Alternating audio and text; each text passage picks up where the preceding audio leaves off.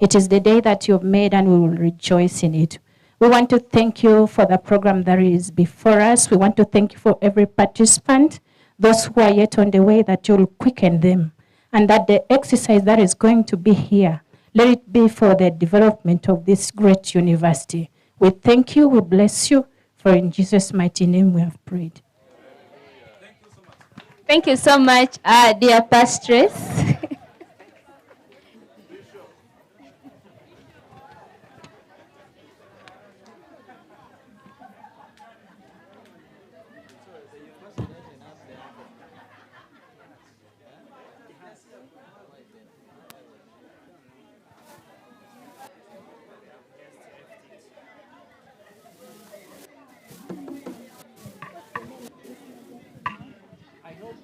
Seated here are candidates.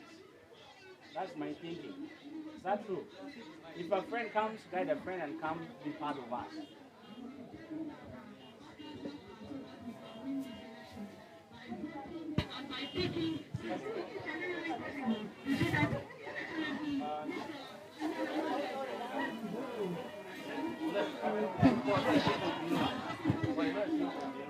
Ladies and gentlemen, I'd like to recognize the presence of QFM 94.3 Lira.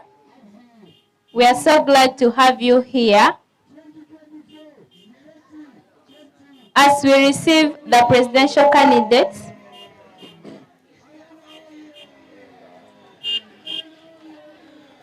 let's be fine.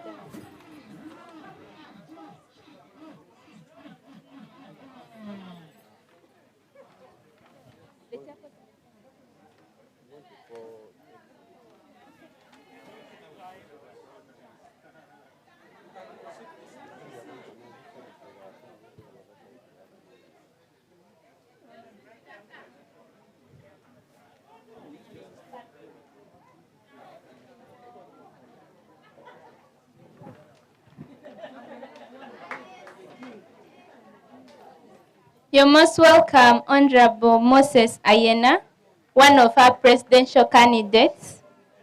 You can take your seat. The rest of the members, you can find where to sit so that we continue with our program. At this moment, I'd like to introduce Michael MC right here with me. He can introduce himself.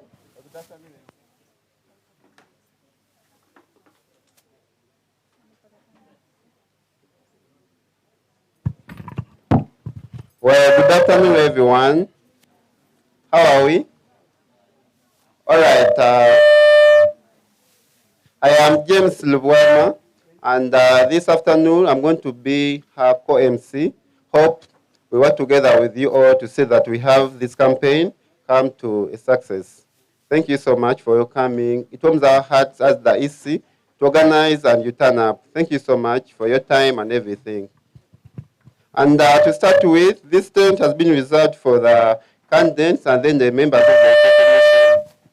Then the rest of the students, you can request to see the other side. Thank you so much.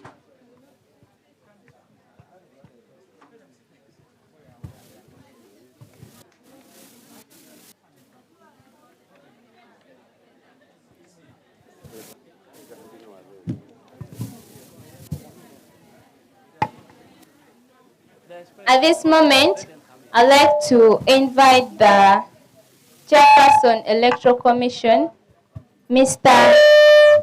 Bismarck Olam.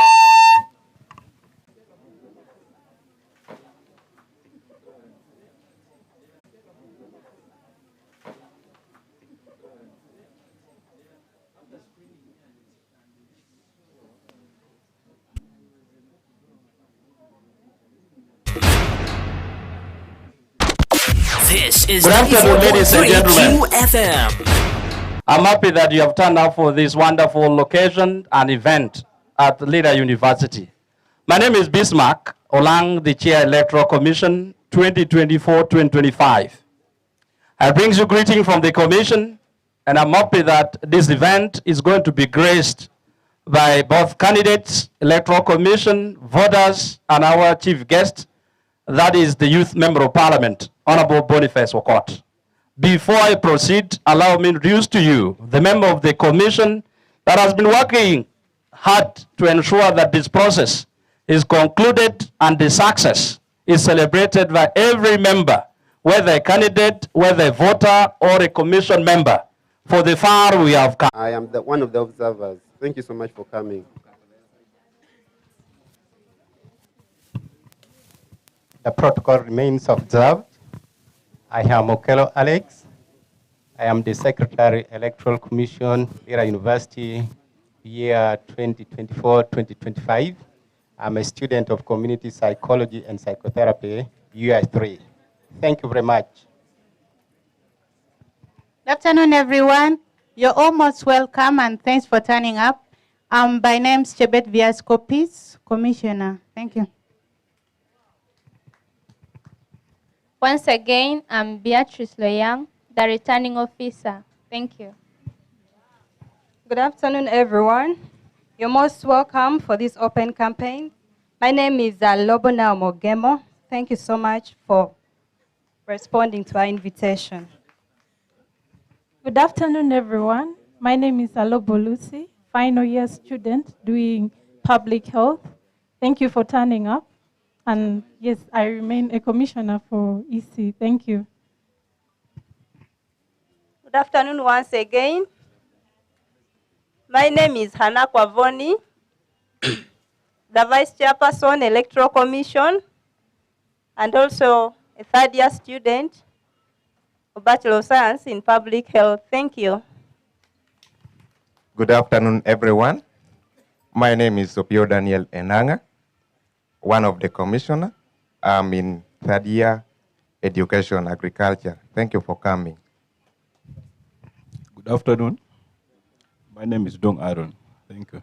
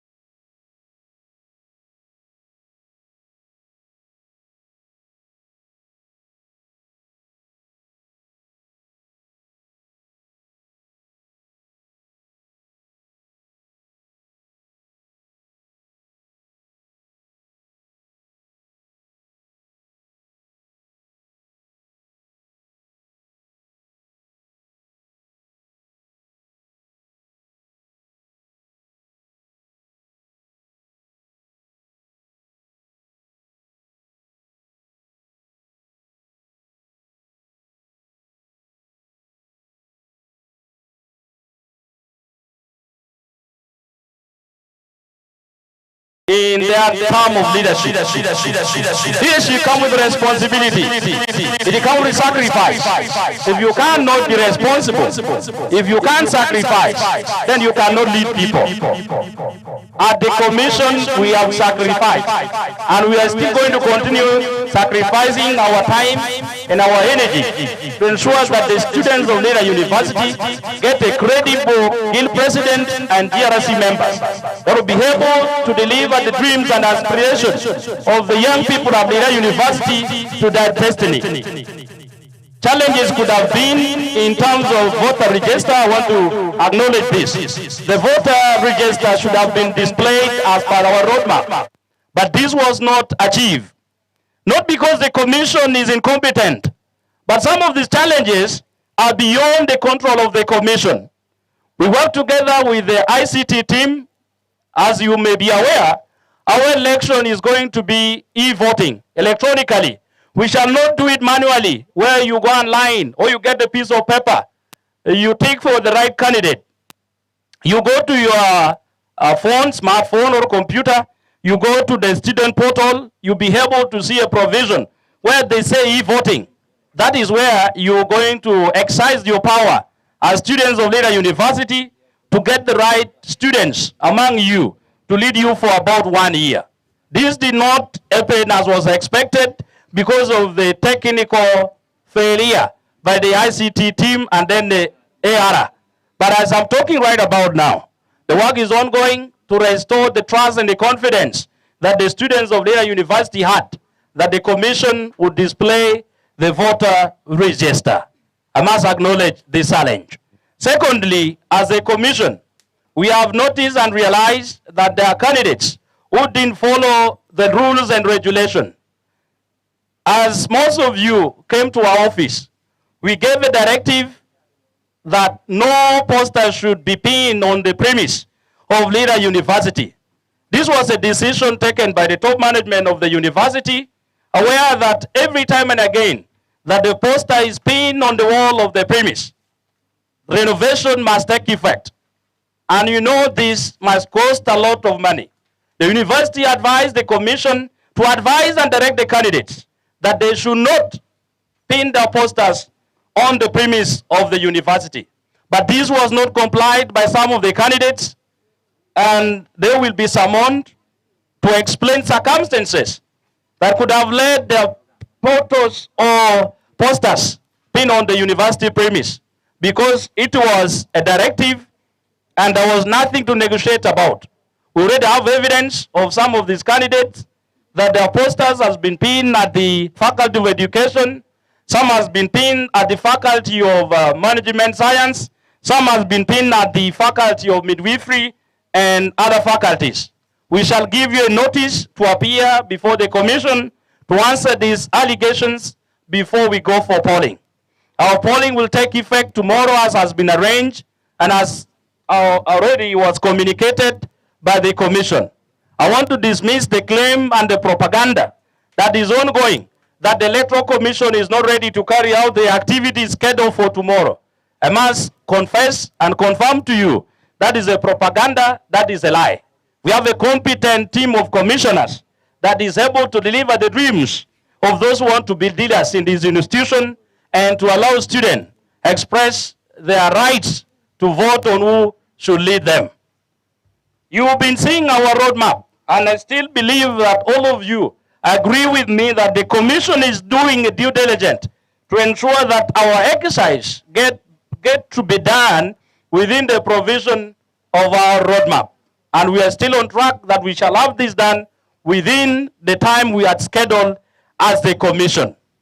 I must sincerely thank all of you, but I must remind you, both candidates and voters, that the leader is chosen by God. The voters just reaffirm the wish of the Lord. Not all these candidates will be pronounced winners, but we must accept that there is time for one to lead. If it is not your time to lead, you will not lead. If it is your time to lead, you will lead and you'll be celebrated. And therefore, I want to advise and appeal to my brothers who are coming up and have already expressed interest to lead, that if you don't make it, let it not be a crime against humanity. Just go back and pray and say, Lord, give me more opportunity that I will, one point, serve my people. It might not be at Lira University, but by grace of God, you might lead this country or elsewhere in this world.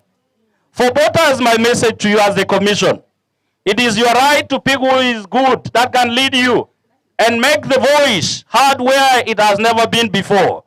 Being a leader is being in a strategic position where you can influence decisions, you can influence policies, you can influence regulations.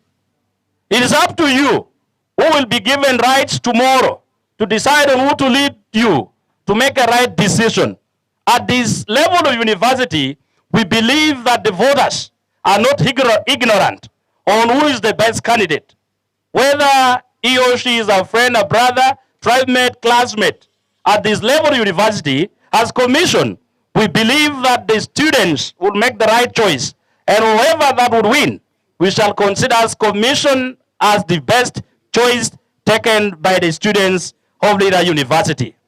I thank all of you for listening, and I wish you the best as we wait and experience the manifesto of our candidates who are ready, and I saw all of them deemed to be, ready beyond readiness to give out what they deem to be manifesto for the tenure that they're seeking as leaders at Lira University.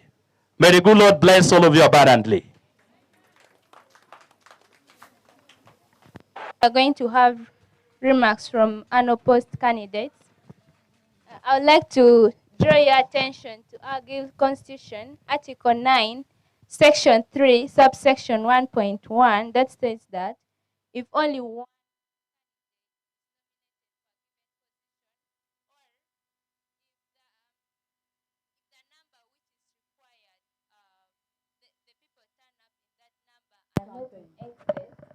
Well, good afternoon, ladies and gentlemen, and welcome to 94.3 QFM Live. We are here at Lira University graduation ground, and we are having a presidential campaigns, guild presidential campaigns going on. And just like you heard a few minutes ago, the chairperson of the Electoral Commission of the institution is Mr.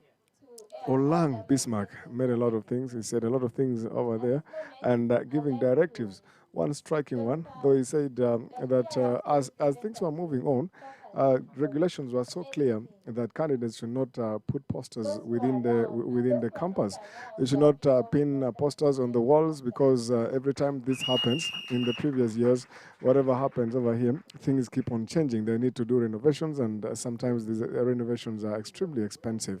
And he said tomorrow, before the vote is done, we shall be having those candidates whose photos were seen, especially the ones that were in the faculty of education, among other faculties, will be summoned to appear before the commission to explain, to show cause as to why they should not be punished. Let's get back to the cameras and see the unopposed candidates that are here. Back to. The best time to plant a tree was 20 years ago. The second best time is right about now. Chairperson Electoral Commission and your team, our dear guild aspirants or candidates, my fellow GRCs, dear Lira University students, my name is Bambara Gripa, faculty representative, medicine. Okay, I want to tell you that we are going to establish a strong guild board which will serve the students' interest, Lira University. Thank you so much.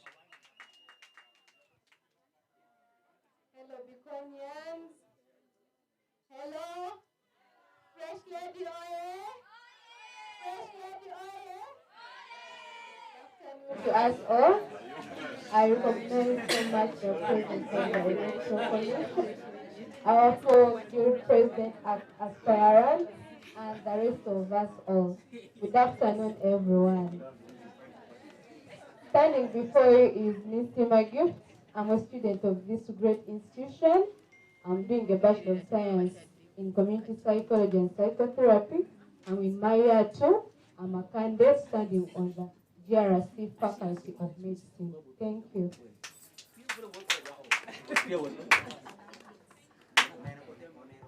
Thank you so much, our GRC representative, Faculty of Medicine.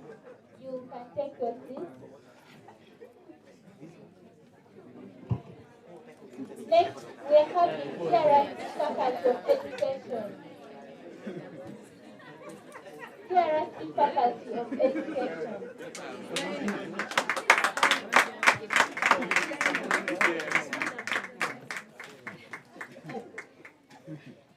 GRC Faculty of Medicine, we have 4 candidates. Mr. Ojumo Samson seems not to be around, but he's the 4th representative. Faculty of Education, we also have 4 candidates, and they are all unopposed. Okay. Good afternoon, everyone here. My name is Mayanja Biden, representative of Faculty of Education in the Guilty Council. And I'm glad to be here, and I first take this opportunity to thank everyone that trusted me and they allowed me to come and represent them, the faculty in the Guilty Council as the Faculty of Education. So I thank you so much, and I promise you not to ashame you for what you sent me in the Guilty Council. Thank you so much.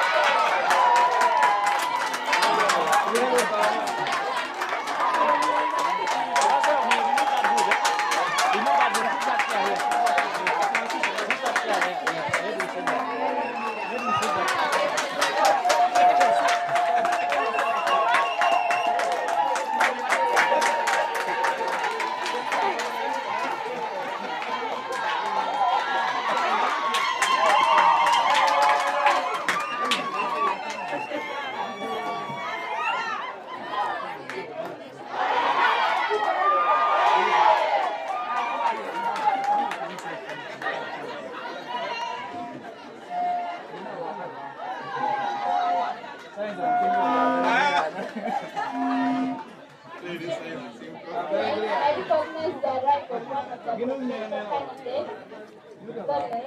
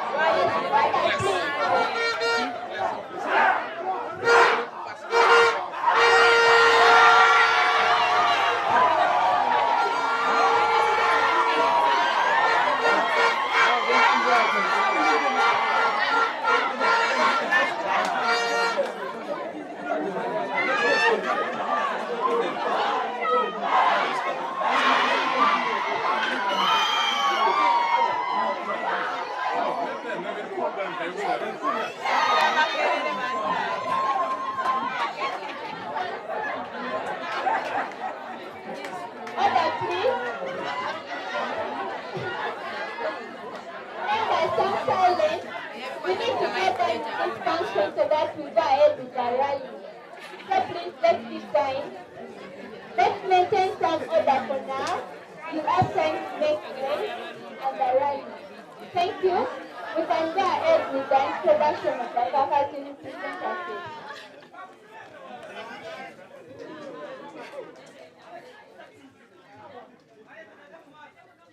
Good afternoon, ladies and gentlemen. My name, I'm known by the name number from the Faculty of Education. And I have been vying for the position of the Guild Representative Council Faculty of Education. I just assumed that office by this afternoon. And I just wish you good luck in my leadership. And the leadership will just be student-centered leadership. Thank you.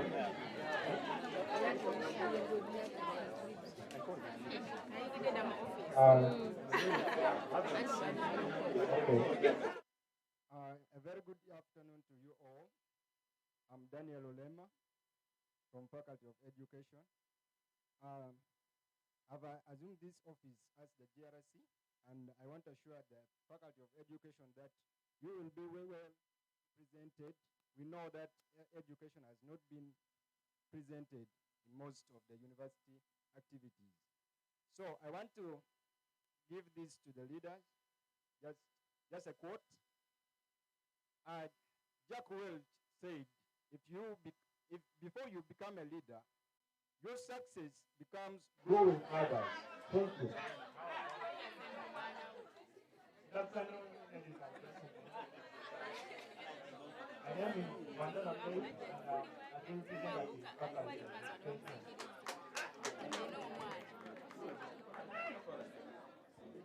Members of GRC Faculty of Education, next we're going to have GRC Faculty of Nursing and Midwifery. We have 4 candidates.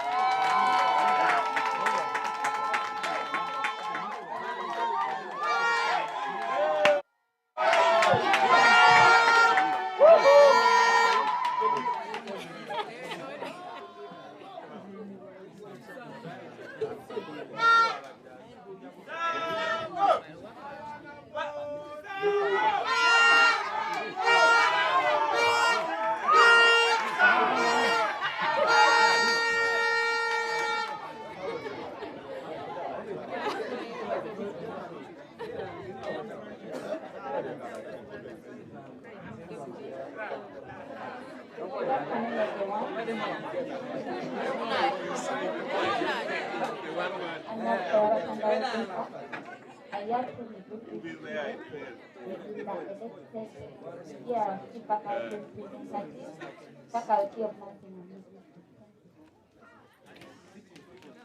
Protocol observed. Good afternoon, everyone. My name is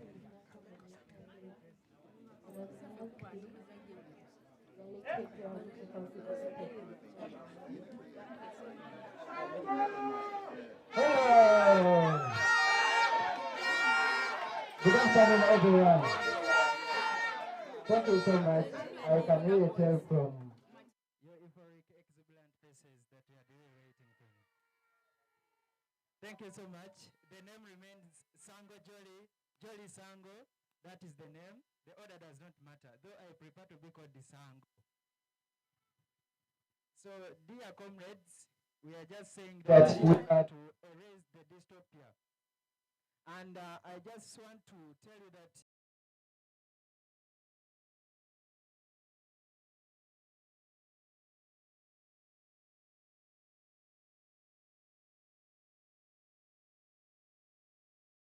GRC Faculty of Nursing and Midwifery, Sango Jolly. Thank you so much. I remain Sango Jolly. Thank you so much, faculty representative, Nursing and Midwifery. The first is to Matia.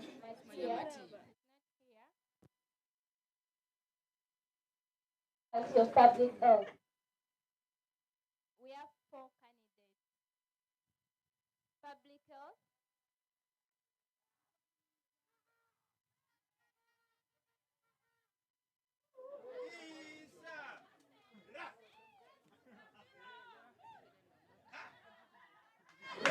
Hello.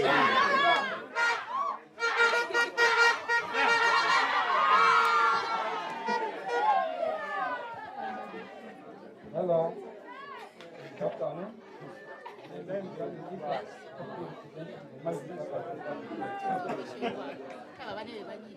Hello everyone, my name is Olivia Bachan. I'm in year 2 public health. Representing public health and abuse council. Thank you very much. Good afternoon, everyone. I'm Ethan, a year 2 student,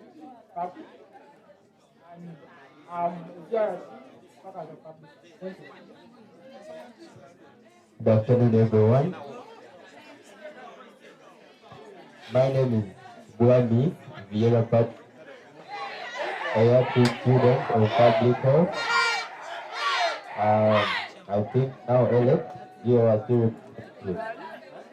What I'll tell to whoever you're going to vote tomorrow, I want to tell you that intuition has never been the truth. Intuition has never been the truth. And we are moving.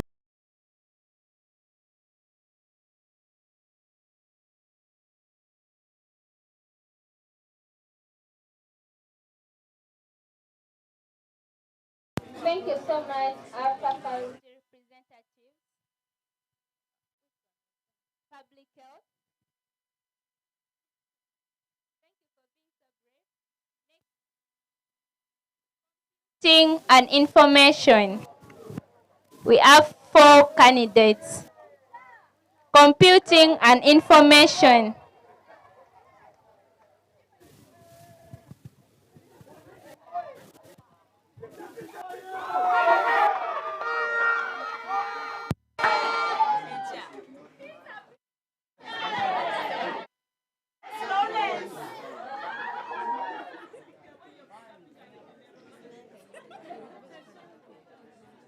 Yes, good afternoon.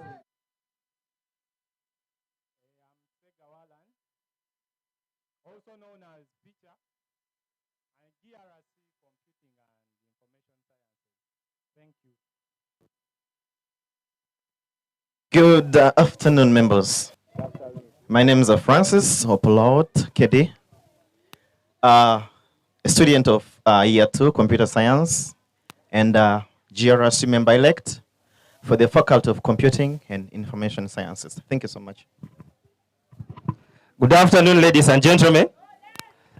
My name is Lawrence Ojede, representing Faculty of Computing and Information Sciences. I, this afternoon, responded to the call by the EC. Thank you for coming, and I wish you all the best, as tomorrow we shall have our voting. Please vote wisely and vote the wise leader. Thank you. Thank you so much, our GRC Faculty of Computing and Information. The fourth candidate, the fourth member is Stephen O'Day. Odoy. Next, we have Faculty of Management Science. Here, we also have 4 candidates.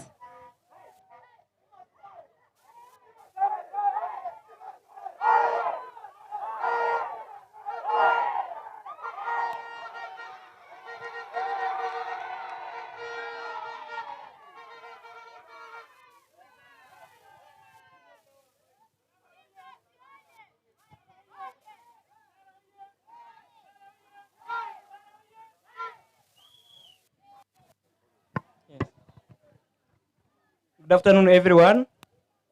My name is Masarinda, doing Bachelor of Commerce from Faculty of Management Science. I'm a GRC. Good afternoon, everyone. My name is Okwir Kenneth. I do Human Resource Management, and I'm from Faculty of Management Sciences. I've just been told to introduce myself, and I'm done. We even already elected. We're just waiting for what to be done, and it will be doing it accordingly. Don't worry. Thank you so much. Hello, everyone. A very good afternoon. I am called Alabasara Esther from Faculty of Management Science. I am a GRC. Thank you so much. The Electoral Commission, the guild candidate, GRCs, and the students, good evening. I'm called Angom Hopster Susan, representing GRC Management Sciences. Thank you.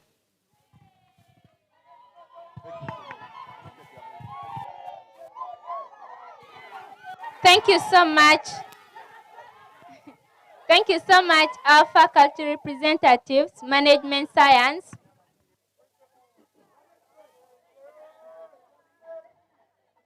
Order, please. Next, we have the women representatives. Women representatives. There are two, and they are duly elected.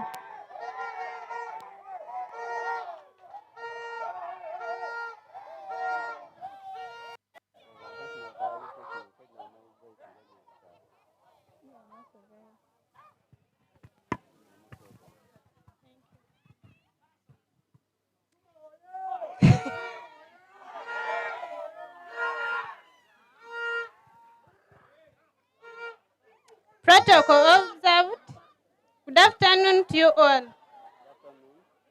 My name is Chasmaya.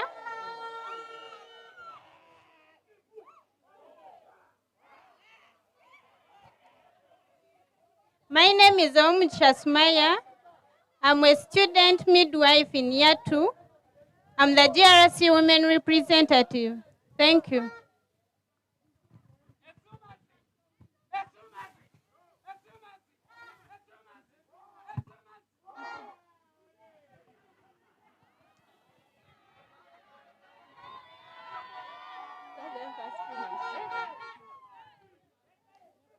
Good afternoon, everyone.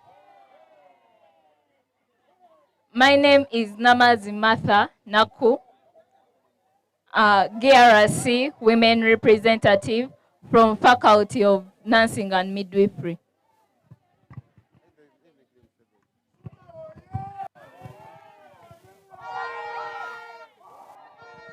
Thank you so much.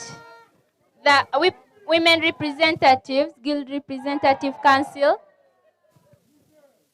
Next, we have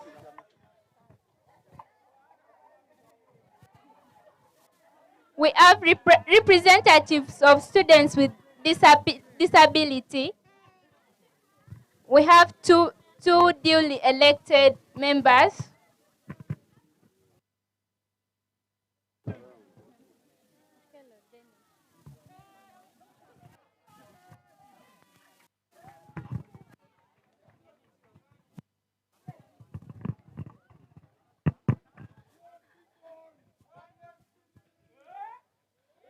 Good afternoon to you all. Though it's not a better word to use, but today let me make a mistake for that. The protocols all remain observed. Hello, Beaconians. Yeah, I'm at Haire Harriet. I'm a semi-finalist, a year 3 midwife. I am elected candidate for representing the students with disability at Lira University. My people, I promise you, I've come back, and together we are in the race. Aspire to inspire before you expire. I remain the retired veteran ever.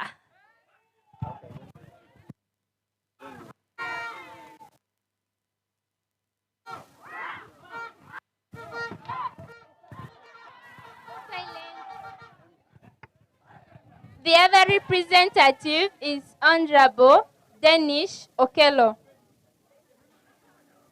Next, we have the government-sponsored students representatives.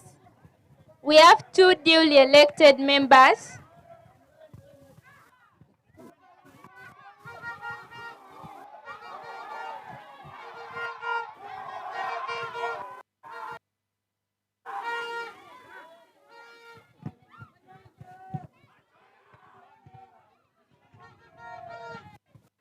Good afternoon, members. My name is Achora Brenda, the government-sponsored student representative in this Guild Council. I'm in midwife year 2. Thank you.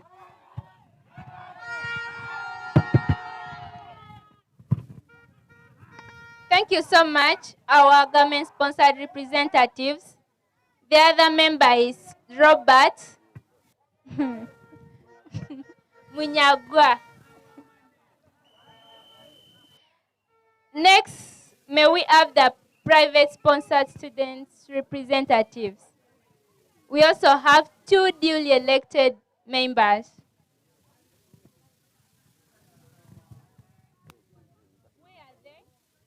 They are not there. Let's move to the resident students representatives. We also have 2 of them.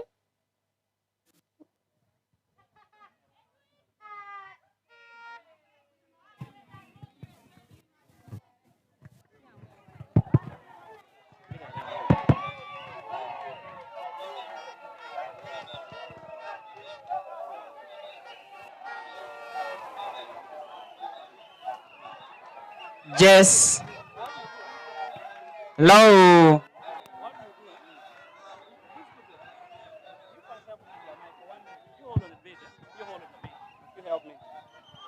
Hello.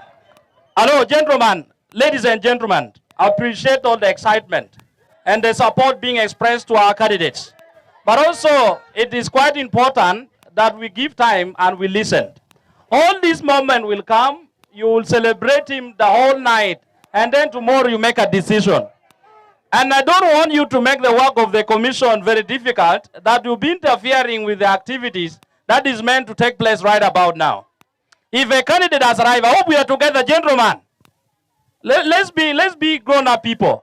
I understand people are excited. My point is that allow candidates to present themselves and speak their mind and go and sit. You will have time after this conversation. You will share them all day, night. And tomorrow you make a decision. So I beg you, with due respect, that let's be people who can control themselves. Yes, that was, by the way, thank you so much, Isi. The Isi, the presidential aspirants, the fellow GRC members, and the Lira University Students Fraternity at all, a good afternoon.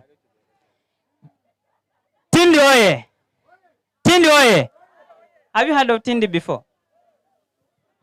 Yes, I am Tindi Edwin Maruti, who has been your former Guild Minister of Health. And here I am back again because I still need to serve Lira University. Here I'm standing as a GRC aspirant for resident students as a representative. By the Constitution, it entails us that once you're nominated and you are maybe, let me say, unopposed, you're duly declared elected.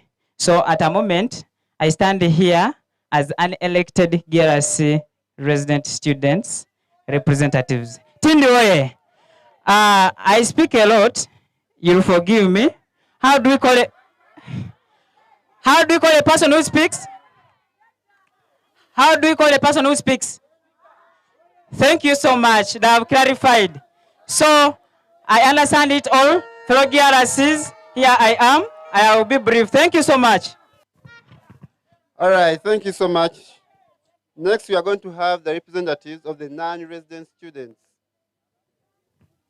Non-resident students.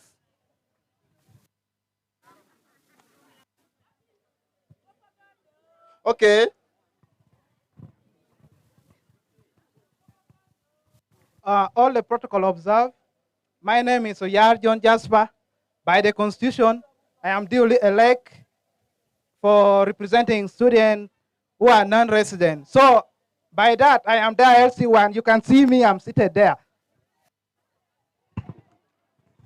All right, as per the Constitution, those are supposed to be 2 members. And the other member is called Ato Jacqueline Atin. Then next, we are going to have the representatives of the graduate students. It's okay. is also one of the non-residents.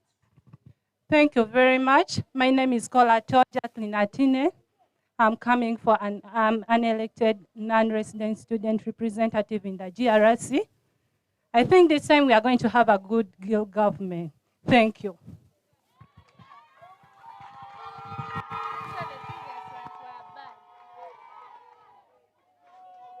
All right, thank you so much. Let's have the silence. Let's have the graduate students representatives. Some order.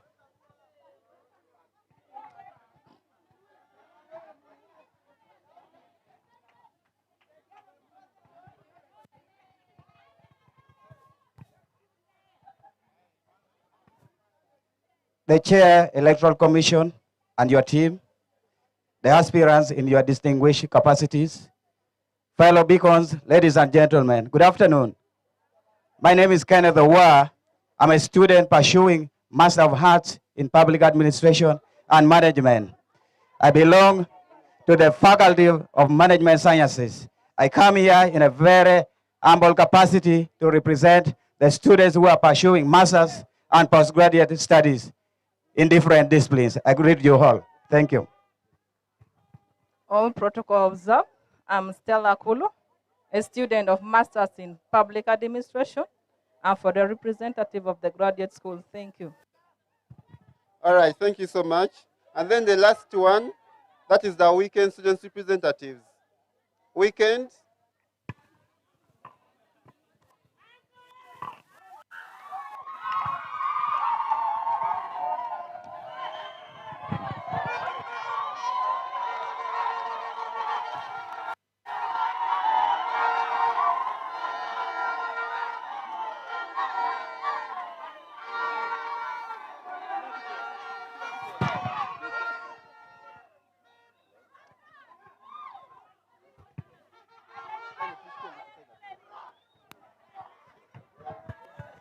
Hello.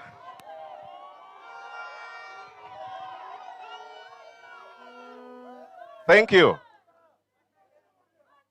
Mr. President, Chairperson EC and your commission members, I greet all of you. I am Udur Maxwell.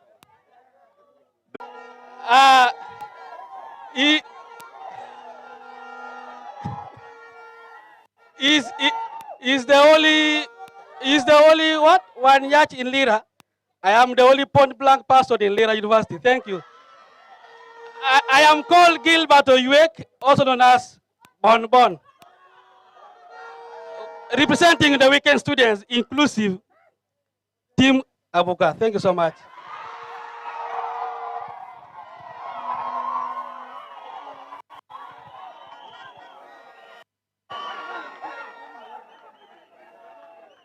Yes, thank you so much. Yes, thank you so much.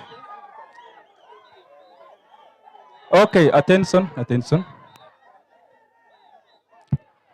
Chairman Electoral Commission with your cabinet, guild government with your team, and our gallant election members.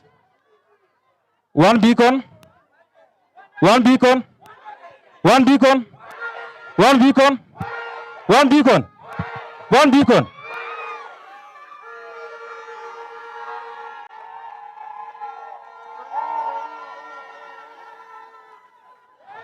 Okay, whether we are team Ayena, whether we are team Abuka, whether we are team Kogan, whether we are team that are candidate, we are all one. We are all one what? One beacon. Thanks for your time. My name is Aditya Collins. Aditya Collins is my name. I am representing a weekend program. You are all weekend program students. I'm representing you as well. Yeah.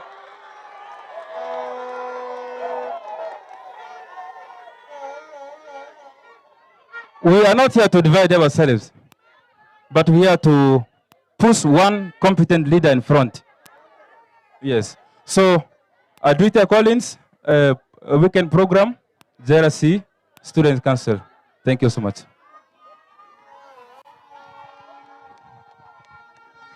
Ra! Ra! Good afternoon, ladies and gentlemen. My name is Sisi Akulo, weekend representative, the only Sisi remaining. Thank you so much.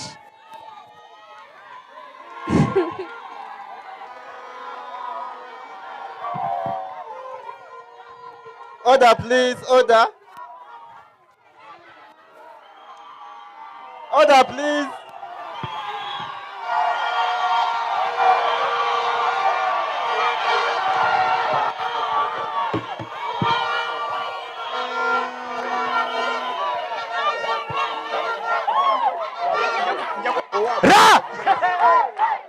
Members, some order. Order, please.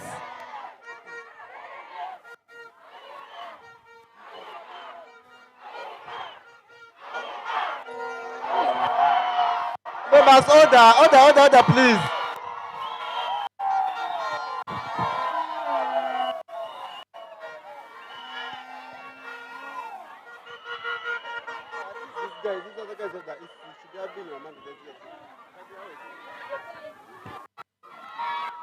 Members, some order. Let's maintain order.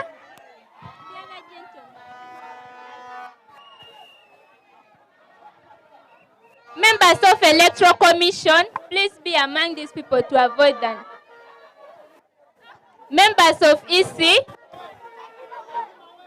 try to move among these people to create some order. Members, some order. We are now moving into the gist of the matter. We need some order. That has been the Guild Representative Council. They are 42 in number, and they'll work with the president to be elected tomorrow. Yeah, we are moving into the gist of the matter. Relatives are standing here and they are not here. We are going to be able to cover it for you. And even tomorrow during the campaigns, we shall try our best to ensure that everybody gets to know. The mood is so good and everybody is very, very happy. They are now going to be calling candidates to come and lay down their manifestos and speak. They are going to be speaking. Yeah. And as the MC is giving instructions, a candidate will come with 2 members of his campaign team, and they will be able to stand with him or even give a little bit of an account from the candidates. Let's get back to the MCs and see how they'll be inviting the candidates to come and speak as we wait for the first candidate to come forward.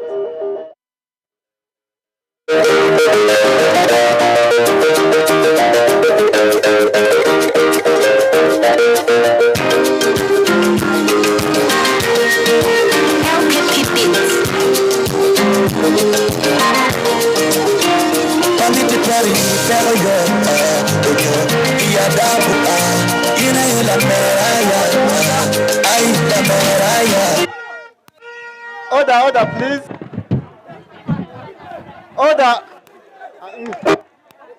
Order, please. First come, go back and sit, honestly. Yeah.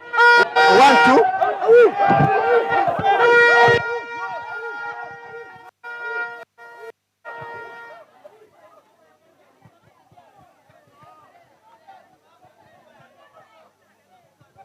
Kogan oye! Kogan oye! Kogan oye! Kogan takum! Kogan tibim! Kogan tibim!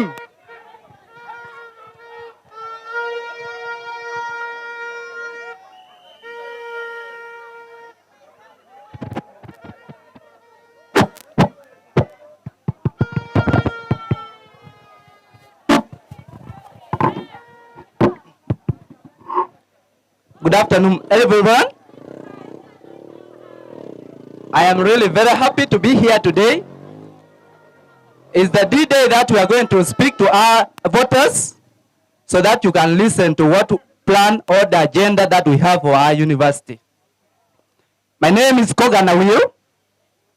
I'm also known as Mr. Van.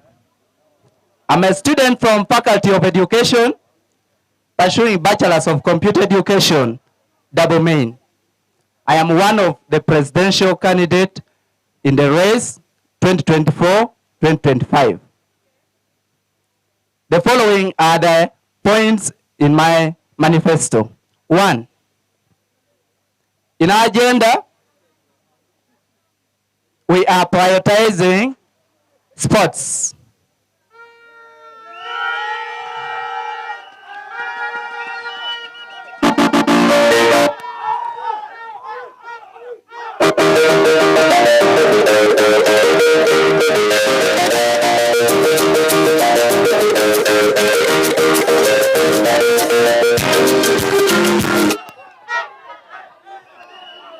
Thank you.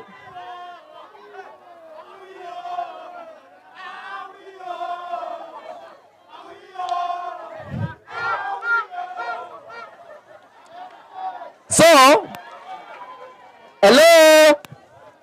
So we have realized that it is only through sports that we can promote our university, that we can sell our university to outside world, to the national level, and to Africa as a whole. So we have realized that our university has not always been taking sports as a priority. So in my government, I'll make sure that sports is promoted. We will be having a modernized sports arena. We shall also be having new sports introduced at the university. For example, rugby. We are also talking about other sports like volleyball and others. We have realized that it is only through sports that our university will sell all together. Then secondly, we are also prioritizing academics.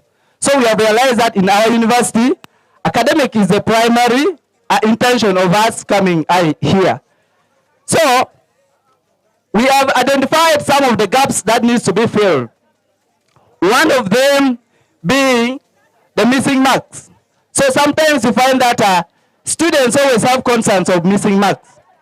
And this has not been addressed at the time that we expect. So in our government, we shall always make sure that we engage the administration so that missing marks will not be a history. Will not be something of common thing. Another thing that we have identified as a challenge is that in our university here, we still have insufficient lecture halls. For example, at the Faculty of Education, you find that it is the most populated faculty in the university, but we have fewer lecture halls. So in our government, we are proposing that when we are put into government, we are going to engage the administration to make sure that temporary structures are put in place. For example, the tent where lectures can proceed normally. Let's move to the third point, where we are talking about social services. So we have realized that there are a number of social services that we are supposed to benefit from this university. For example, we have realized that our university is not secure, especially during night time. So we are proposing that we are going to extend the street lights with the help of administration to all the major streets at the university. I know the past government have done their part, and we are also coming to add our part also. For example, we are going to be prioritizing each street per semester. For example, we can say we are going to prioritize the street coming from the trading center there up to Faculty of Education. And then after finishing that one, we shall move to the next. So that our students will be moving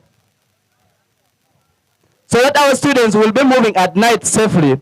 We are also looking at putting more compound benches to some faculties that do not have. For example, Faculty of Education does not have the compound benches, and yet the university does not allow students to bring out the chairs. Next on our agenda, we are talking about accountability. So in our government, we are going to prioritize accountability as well. We are going to make sure that everything we are doing, we shall be updating the students And also the students will have to see that we are doing something by putting tangible items on the table. So we shall be updating the students about whatever things that we are doing. Another thing that we are also looking at, we have realized that in our university here, we have enough population. So sometimes you find that students are always facing some challenges. Sometimes some students will not get enough money to clear their tuition. So we are going to introduce the disaster circle in every faculty. And this disaster circle, we are going to be supporting them for the start with 50,000 for the 7 faculties. Honorable Moses. Honorable Kogan. Yes. 1 minute. Okay. As we conclude, we are also looking at empowering association. So in our agenda, we are proposing that when we enter into the government, we are going to ask every association to endorse at least one name from ministerial position from each association to be the minister in our government so that they can bring in the issues on our table and then we consider them. As I conclude, we have also realized that in our university, we have the hospital, but the hospital is not helping us. So we are proposing that when we are put into government, we are going to engage the administration so that specific doctors are put in place to support the students so that we do not delay at the hospital side. Because we have realized that the community members are always taking the priority vis-a-vis the students. So in our government, we are going to make sure that students' needs are catered first. And then as I conclude, we are also looking at sports in the other way. For example, there are some students who are sports fans, but they don't even have money to go and watch football outside. So we are going to bring back the DSTV so that the students who are sports fans will be watching football from the university here. Thank you so much for listening. Thank you so much.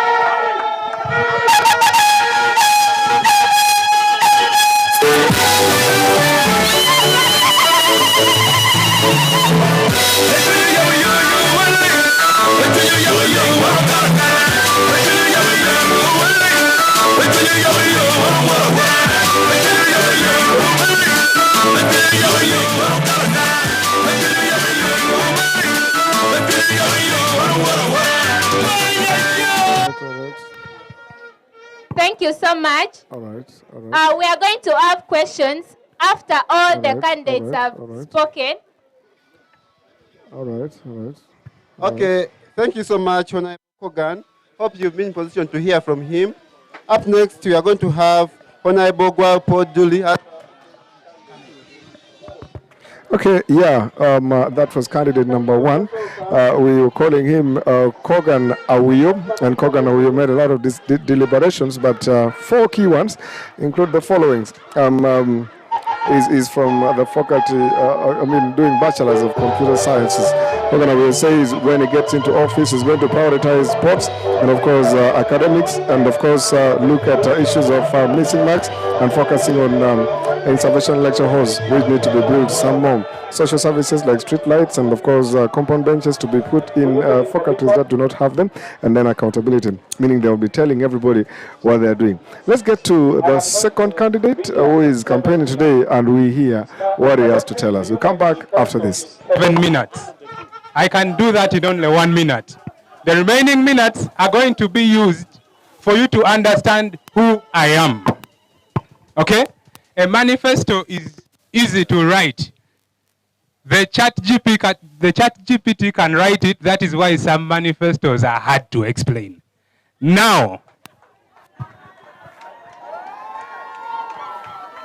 I am first going to talk about my qualities as a person that make me fit for being guild president.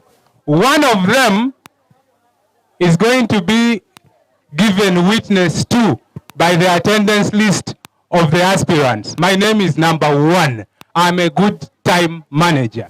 That is what you should know.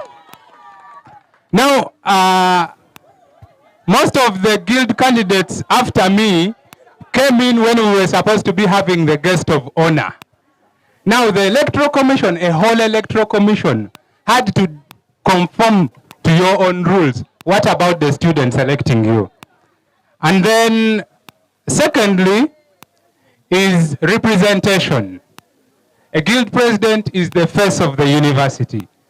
Now recently Makerere University elected a guild president. Those of you who are updated know what he looks like. He represents the students of Makerere University.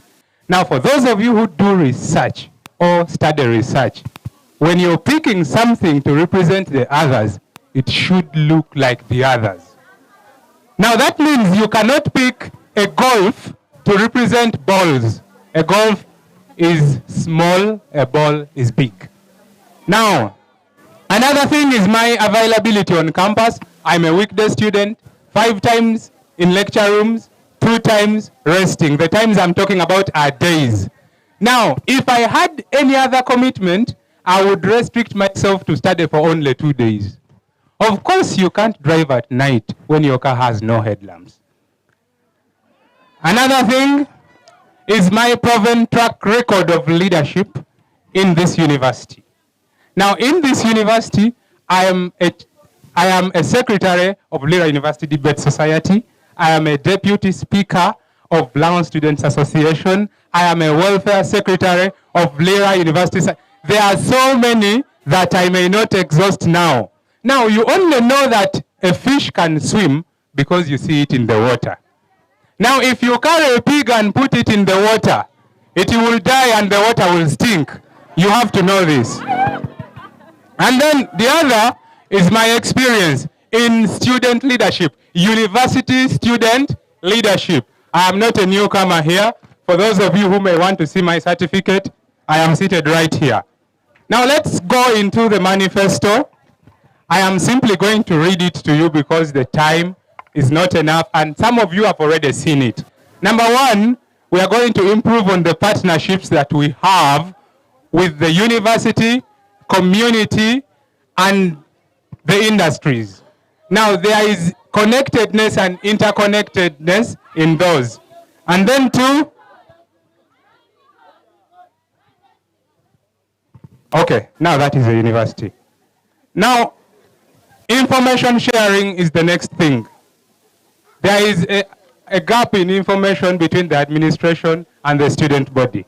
I am the best person to do that because to manage information, you need to manage time. You don't come and make noise here when people are seated. The other is the issue of hostels. Please, the owner of this thing, management of hostels. Now, there is a word to gazette. There are hostels that are gazetted. I think we shall have to do away with that word because to gazette means to make suitable for. I think we should adopt registered hostels because you can't say you're gazetted and you don't have reliable utilities and waste management channels. The next point is transparency and accountability. Now, I have a track record of handling of student issues. I'll not explain this so much. Those of you who know me know what I am when it comes to transparency. And then service delivery, it has to be common sense that you get whatever you pay for in the appropriate time. Now, if time goes and you're not getting this thing, you can imagine you pay for a university t-shirt and get it in your final year of study. You go back home with a new t-shirt. The other is inclusion of persons with disabilities. It is a very strong point that I want to continue hinting. And that is the end of how practical a manifesto that is supposed to be executed in 9 months is. I am going to finish by saying this. You need an experienced leader. Experience means doing something over and over again.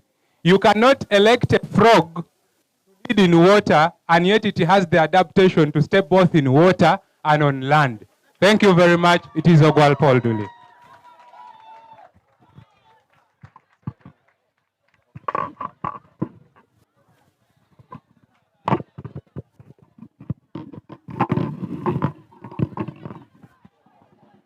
All right.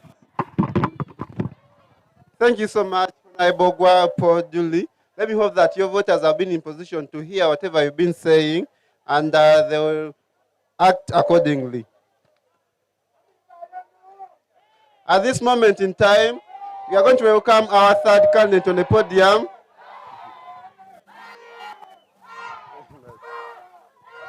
Okay, we are welcoming our third aspirant on the podium, and that is none else other than Honorable Ayena Moses. Honorable Ayena Moses, you are most welcome.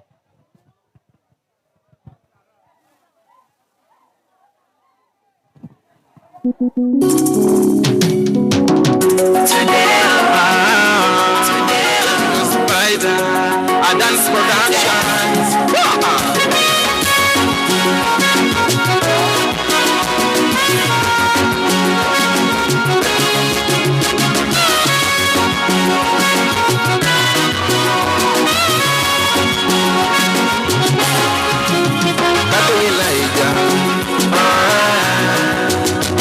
Ibu saja, kadunga mina ngoja, Elijah, Dodia ngoja, anu nala ya mina ngoja, Dodia ngoja, anu nala ibu saja, Dodia ngoja, anu nala ya mina ngoja, Dodia ngoja, anu nala Elijah, kadunga Elijah. Ibu saja, this love that I'm feeling inside, I'm deep in love. Today is my day, so let's celebrate. All right, at this moment, let's welcome Honorable Ayena Moses. Honorable, you have exactly 7 minutes to talk to your people. Then, team, I only want a maximum of 2 people in front. The rest will come after.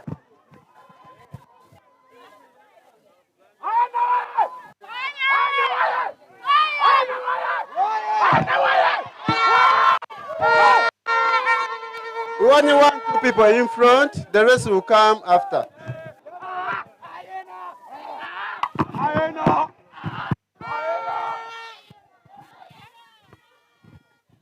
One beacon. One beacon. Ayena hoye. Ayena hoye. Ra.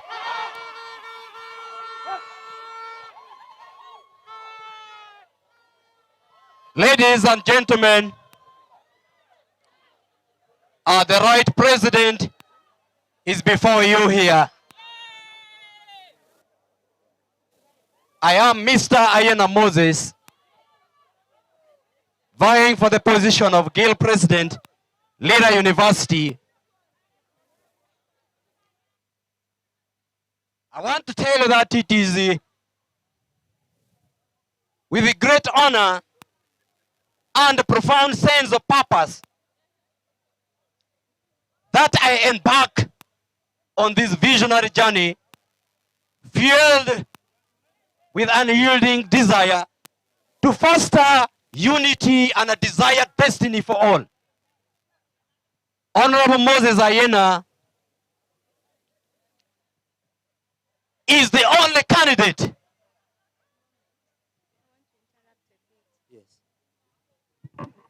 Our chief guest has arrived.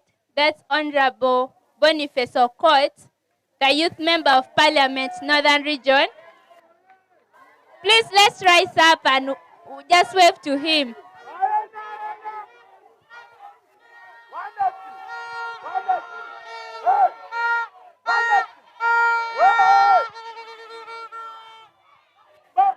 All right, thank you so much.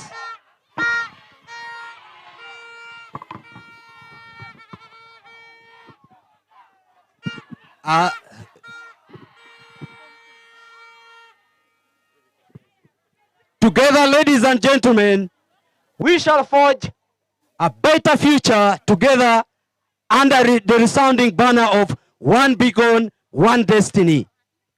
Honorable Moses Ayena is committed to bringing a university to Lira University.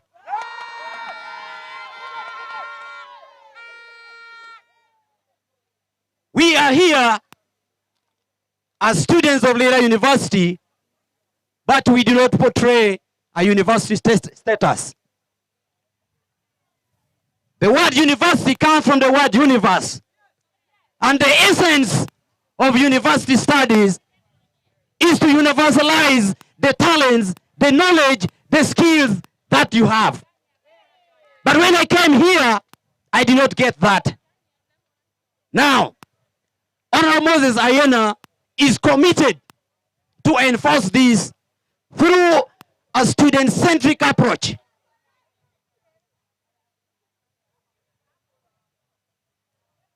I am committed to do this through a student-centric approach. When I came here, I did not get that happening. Things were happening like in secondary level, where reports, issues are done from the top to down. Now in the student-centric approach, we shall engage you right from the classroom or lecture room, where the needy or the needs, the challenges are identified from the faculty level, classroom level, pushed to the guild body, prioritized, planned, and budgeted for. When it is done like that, I am aware most of you do not know how an institution like this operates. An institution like this does not operate like a family or a home. Whatever you want to do must be planned, budgeted for. In this university, we must prioritize, plan, and budget for whatever we need to do and must be incorporated into the university almanac. The university has an almanac that runs for a year and a semester. Now, when things are not incorporated into the university almanacs, we may find that whatever we want may not be fulfilled by the administration. Now, if you elect the right leader, we'll know how to enforce everything that you need. Issues of games, sports, debate will be handled when it is prioritized.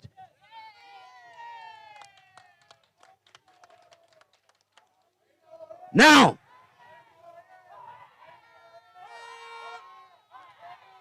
in my leadership,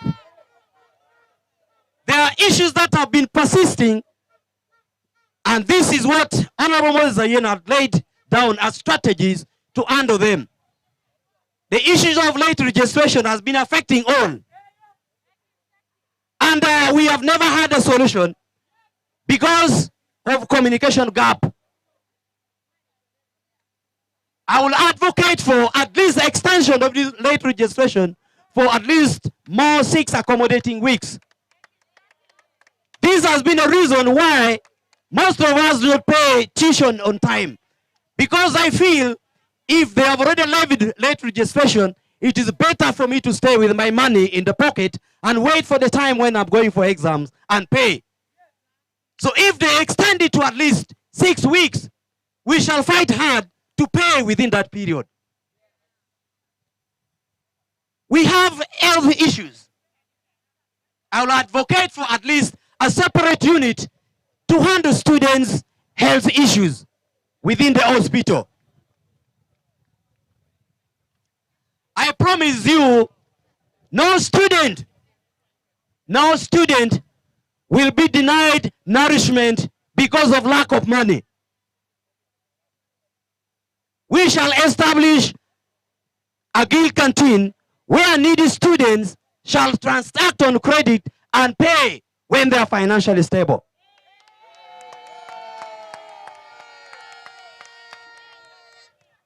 I want to give you a brief story of what happened, and that's why I felt I must incorporate that.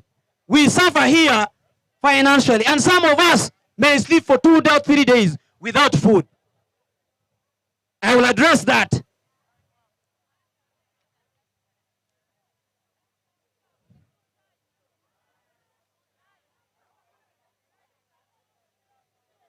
Now, I am left with 2 minutes. As I conclude, to universalize our talents, I will advocate for inter-university games, economic debates, exhibitions, and research, such that our talents are known globally. Some of us are talented in sports. I was made aware we had good researchers here and they discovered a lot. The ICT team last time informed me they were going for exhibition, but there was no support from the institution. Therefore, there is no way they can globalize or universalize their knowledge because they are not supported. I will ensure that those issues that serves our university abroad or countrywide are prioritized. And the only way that we can do that is to prioritize, budget our issues in advance and incorporate them into the university almanac. My time is running, but let me give you, as a leader, you must have strategies to handle issues. We shall lobby, teamwork, network, monitor, and advocate for our rights as students. I must finally appreciate the previous government for what they did, but they did not do enough. We need lights all over here. And I pledge before I leave office, at least this street will have security light. Thank you very much, ladies and gentlemen, for listening.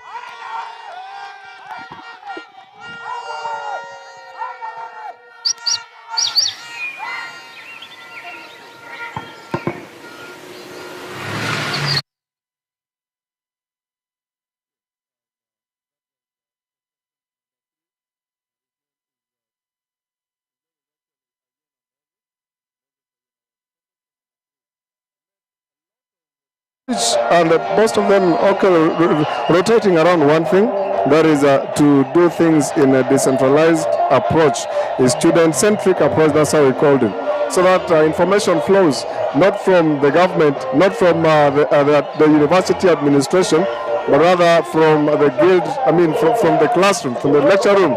Issues are picked from the lecture room, and it goes upwards to the guild government, and then goes straight away to the administration of the university.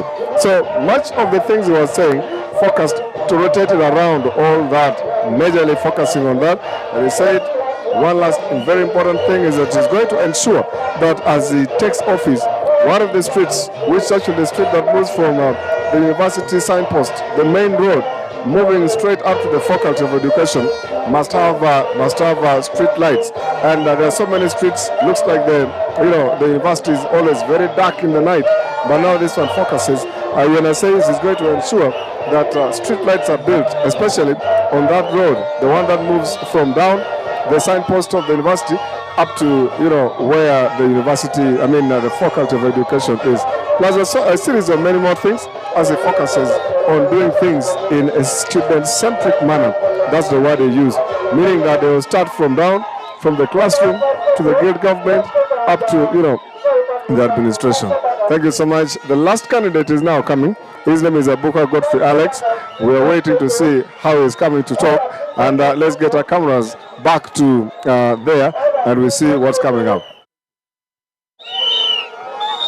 Order, please. Order, please. Order, please. Order, please. Let's first set. Order. Order, please. Some order. Some silence. Once again, I'd like to recognize the arrival of our chief guest.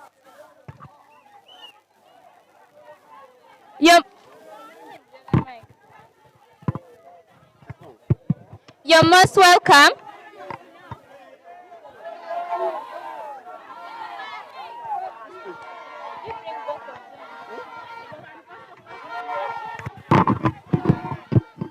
Our dear chief guest,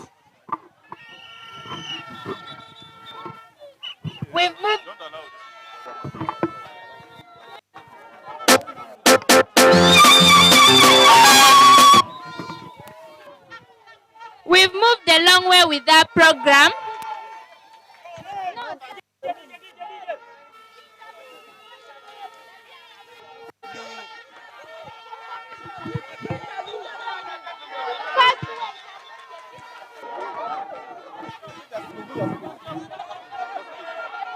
We are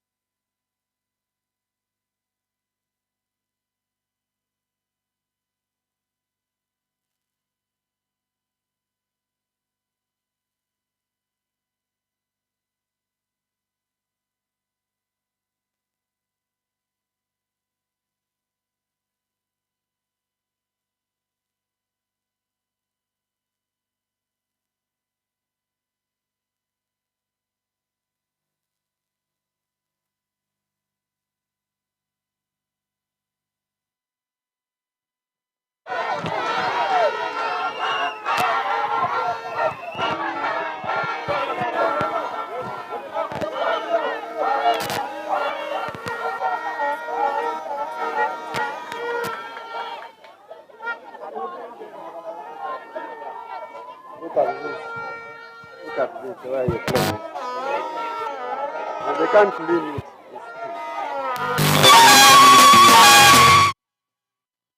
Of technical hiccup here. Certain things are not working out well mechanically. I don't know why it has to happen when this candidate is coming on, but looks very, very much to the leeway side that this candidate, actually Abuka Geoffrey Alex, seems to be the one at the forerunner over here, because the way things are happening here, this is beyond what anyone would imagine. He's the only candidate who has had a big support as this No candidate has had a support as big as this. And I don't know how the Electoral Commission is going to manage to pull away the entire crowd and have him remain at the podium with two or just one. Two or just one candidate. Two or just one supporter to back him up as he campaigns. Very, very good looks, very mature. Let's take time and wait for what he has to say. Some delays that came around came simply because of hiccups in the technical system, mechanical systems over here. Let's get back and listen to how Mr. Buka is going to lay down his manifesto. Thank you. Members, let's first go back and take our seats. Let's first go back and take our seats.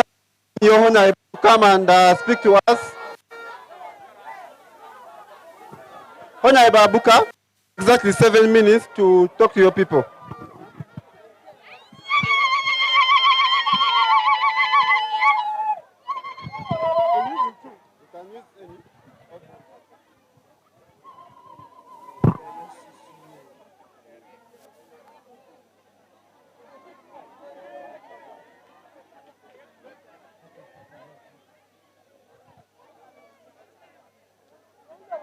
Our dear chief guest of tonight's function, the chairpersons, electoral commissions, and members of the commissions, all members of Beacon fraternity at different respective capacity.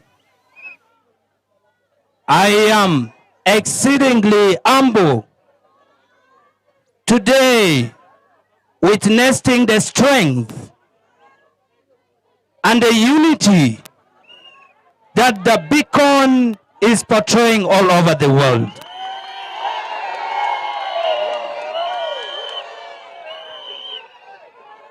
It is such a great opportunity that today again, we are organizing ourselves to make decisions. And decision is to choose who to lead us. Leadership under democracy entails the participations of the people will. And therefore I urge you to have your will noticed. We intend to cooperate with the entire fraternity of Lira University to ensure that we foster leadership for transparency and transformation. And this is where the Beacon will always step and is looked forward and far much better than ahead. Our chief guest in our manifesto under sector number 8.6, it is talking about road structures and infrastructures. From the look of the high, you may think it is something which is not achievable. But today, I would like to permit, under the leadership of the chairperson Electoral Commission, Lira University, we have a pledge of tamaking or document Lira University via saving grace to Amusha. This can only be done when we have strong lobbying power. And in that respect, the chief guest of today is a member of Parliament for Youth, which I understand he sits in the committee to appropriate fund. Therefore, I push that, let this road be tarmac.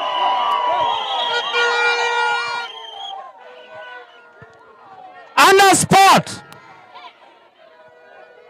we intend to have both physical and then visual. If I may ask, Lira University, don't you watch sport of European football? We need to have ourselves install a DSTV within the campus where we are able to watch football. Gone are those days where students are put manifesto university. Under health and sanitation, we believe and we reaffirm that that is where we are too disenfranchised.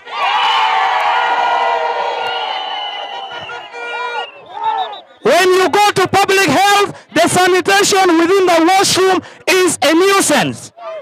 We intend to improve the sanitation of all the washroom within all faculties.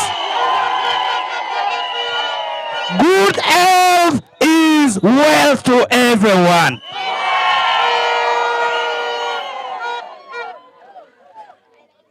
Dear Beaconers, where we are now is not where we were, but we are striving to move where we belong. And it can only happen when we understand what we want and who can usher such services to us. This is where the Beacon believe. Leadership for transparency and transformation.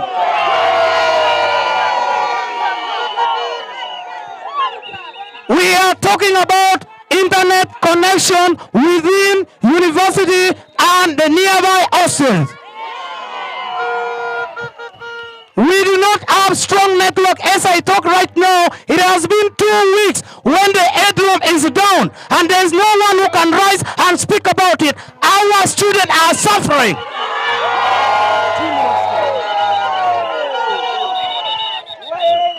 We are talking about power stability within university and outside. I witnessed this in St. Peter's one day when the power blackout was, the electricity disappeared completely, there was no light, and the whole hostel was dark in the night.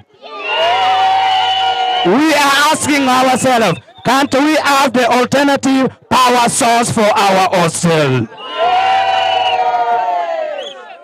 As I end my speech, allow me, in this manifesto is too comprehensive and there are matters that need lobbying. Right straight away, I request this manifesto to be presented to Honorable Boniface Okon, who is a member of parliament, because this is how we shall be told.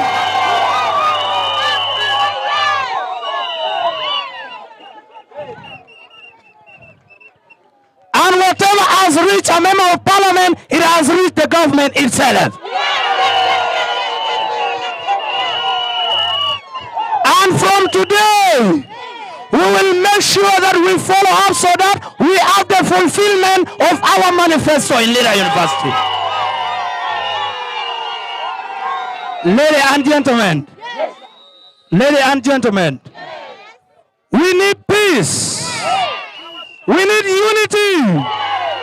We need love. We need humility. We need interconnection. And that is where we belong as a Beaconian.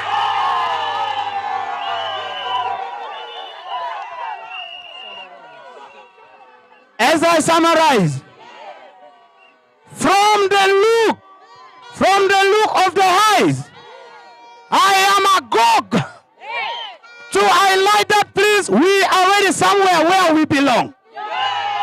For that matter, therefore, I request that let us be calm. Let us give people opportunity. Let us sit here. Let us listen to the Honorable Member of Parliament who is officiating this function officially. I request my supporter, please. Let's have time. Let's have time. Let's have time. This is our time. This is our time. This is our time. This is our time. This is our time. This is our time. This is our time. This is our time.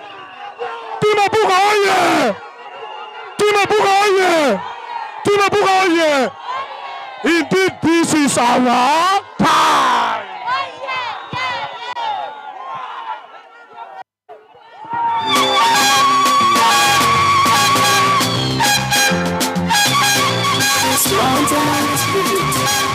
Wanna combattere na watu komiti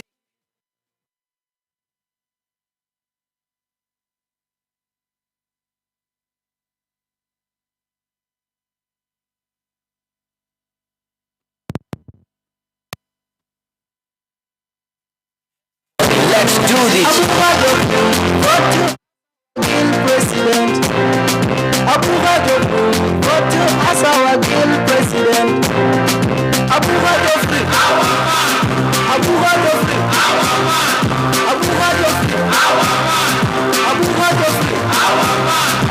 Paganda wema lenyo okokuba akalulu yabuka Joffrey president university ondakisha mwa Joffrey wese twatane koto siso twatane pedori apon kedenso. And that is a candidate number 4. In his deliberation, he said that he will foster leadership and ensure that the leadership guidelines are very, very much followed, and he will adhere to everything that will be coming up. He also said that he's going to work on the road structures and infrastructures of the college. So many things have not worked right. According to him, the road structures are still having maram, and according to him, they should have tarmac and have street lights on them. And he also promises, just like all the other candidates, that they will have street lights and improve on these roads at the same time. He says he will do a lot of lobbying, because lobbying is one very important area of administration, and he knows who to go to when it comes to lobbying. He says he will use Honorable Boniface Okot, the youth member of parliament for Northern Uganda, and is very confident that when he goes to him, Honorable Boniface will support him beyond any kind of support, and whatever he's lobbying for will come. He also said that just like any other, almost all these candidates, he said for sports issues there will be improvement on sports, but most of the candidates are only focusing on DSTV. He says DSTV has to be installed within the campus so that students do not go out to watch football from outside areas for money, and yet they are studying in a university which is so versatile and has everything that is needed in respect to that. Also, it's going to impact on sanitation of all washrooms, improve on sanitation of all washrooms in the faculties, the different faculties. Looks like, according to him, the washrooms are not clean enough. They're not supposed to be used by university students. The sanitation is poor that side. And he says one of his focuses will be to improve the sanitation that side. There is also, he says, there is no telecommunication network. The network of MTN and Airtel are not so strong here at Barapo, where the university is, and he says that has to be worked on. And finally, he said also there is lack of power. Power stability is a problem. Some hostels like St. Peter's, he gave a very clear example there that St. Peter's at one point did not have power at all, and they had to suffer the entire night without power. And of course, he presented his manifesto to the youth member of parliament, Boniface Okot, saying that it is a very, very comprehensive manifesto that is not like any other manifesto presented by any of these other candidates. Honestly, these manifestos, it was only him that presented the manifesto, very probably because the rest of the candidates spoke before the honorable minister, member of parliament for youth of Northern Uganda arrived. So he had that opportunity to present the manifesto to the member of parliament. We shall be going back to the master of ceremony at one point to listen to what he has. That is one of the convoys of the driver. Actually the car of candidate number 3 called Ayena Moses. The boys are moving like they are celebrating already, and we shall wait for what is coming up. We will be going back to the mistress of ceremony. There is no order at all. It looks like everybody wants to do their own thing, and the MC is trying to notify people that they should be orderly, but no one seems to be listening. People are supposed to be asking questions.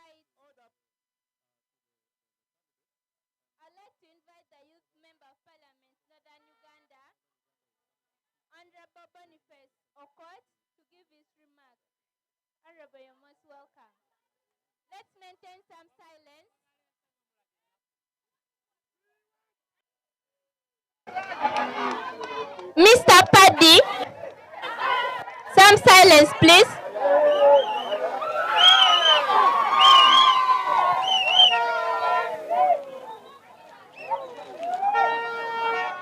Members can take back your seats.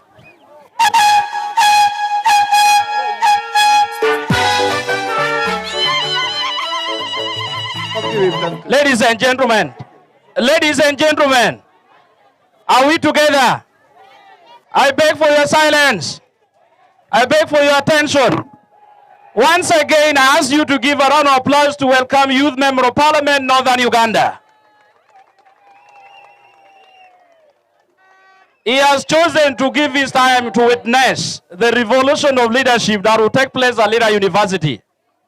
I want you to give him second round of applause to welcome him and address us. And finally, listen, there is something that you remember for the rest of your life. There is something that will inspire you tonight.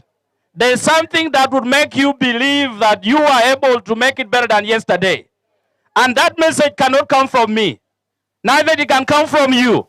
It will come from a leader chosen by the people of Uganda, representing the voice of the young people, speaking for the young people, dreaming on how to transform young people. Please listen to the message.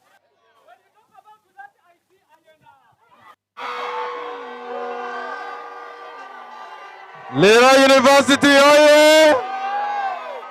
Lira University, oye! The beacon, oye! The beacon, oye! Abuka Joffrey, oye! Awi Okogan, oye! Ayena Moses, oye!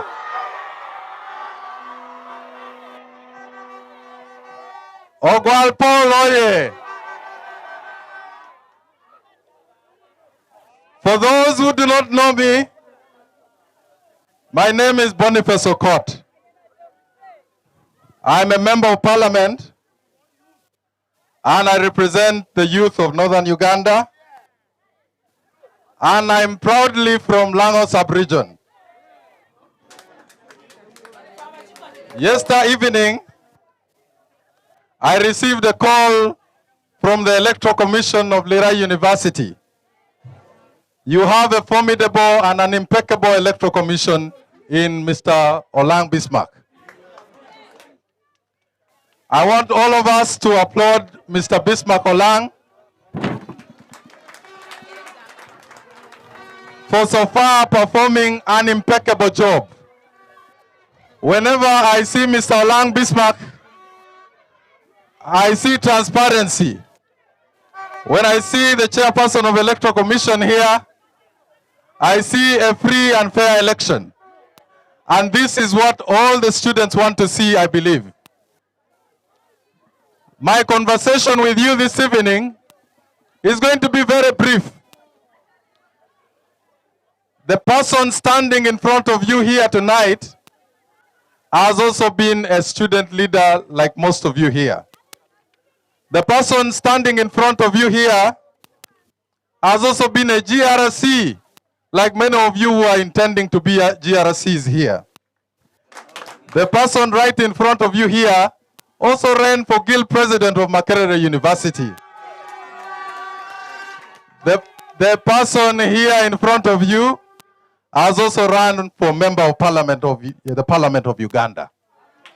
So I believe I have a few additions to make to the young leaders who are here this night.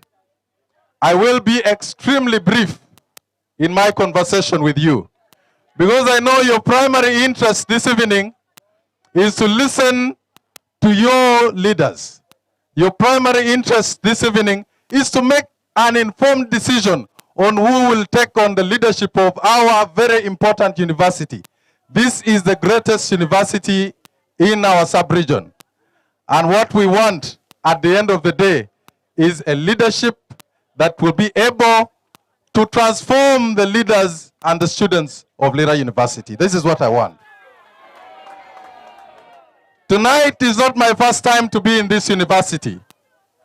From my time as a student in the University of Makerere, starting from the year 2010, I know many of you may look at me and presume that I'm still a very young man. But I was at the university, I started my year one in 2010. I did an engineering program, so I was at university for 4 years. In those 4 years, I was GRC 2 times. And then in my third year, I ran to become the guild president of the university, and then eventually I left the university, pursued my work, and commenced on politics. I believe that among us here, we have members of parliament. Among us here, I believe we have ministers of Uganda. And I even believe that this evening, we even have presidents of Uganda here in this gathering. I'm very sure. So, my fundamental conversation with you this evening is on one subject, and that is the subject of our generational mission. I believe that all of us belong to the same generation. But our most important question this evening should be what our generational mission is as young people of this country. I know I'm in an institution where people do research. There is a gentleman called Frantz Fanon.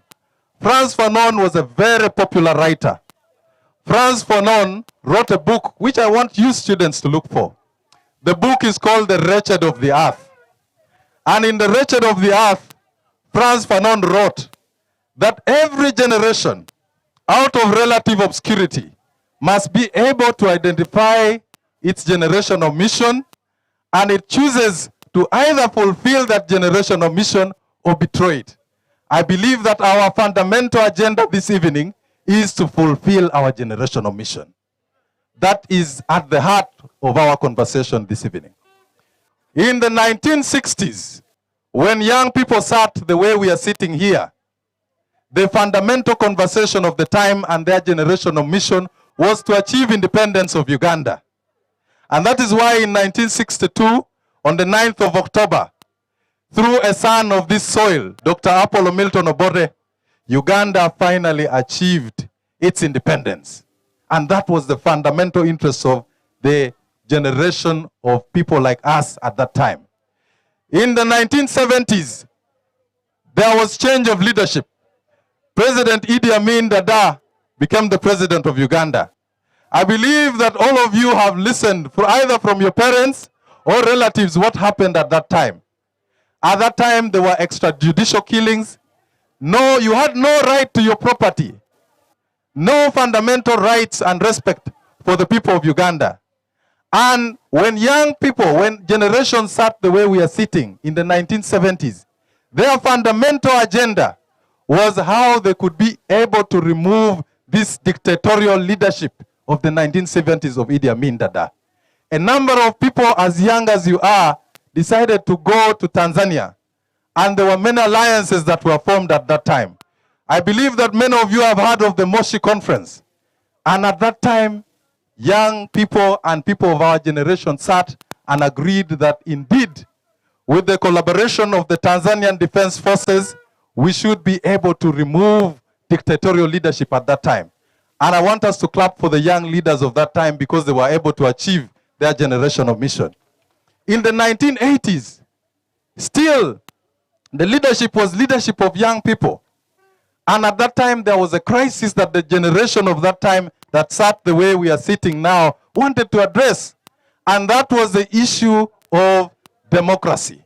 Shaping and reshaping democracy so that there were free and fair and regular elections. And I want to ask you today, don't we have elections happening after every 5 years in our country today? And that started as an agenda for young people in the 1980s. So that means that we need to clap for the young people of that time because they also achieved their generational mission of the time. When it came to the 1990s, many of you who come from our region here, you are aware of what our region went through. Our region went through many years of rebellion, many years of war under the Lord's Resistance Army of Joseph Kony.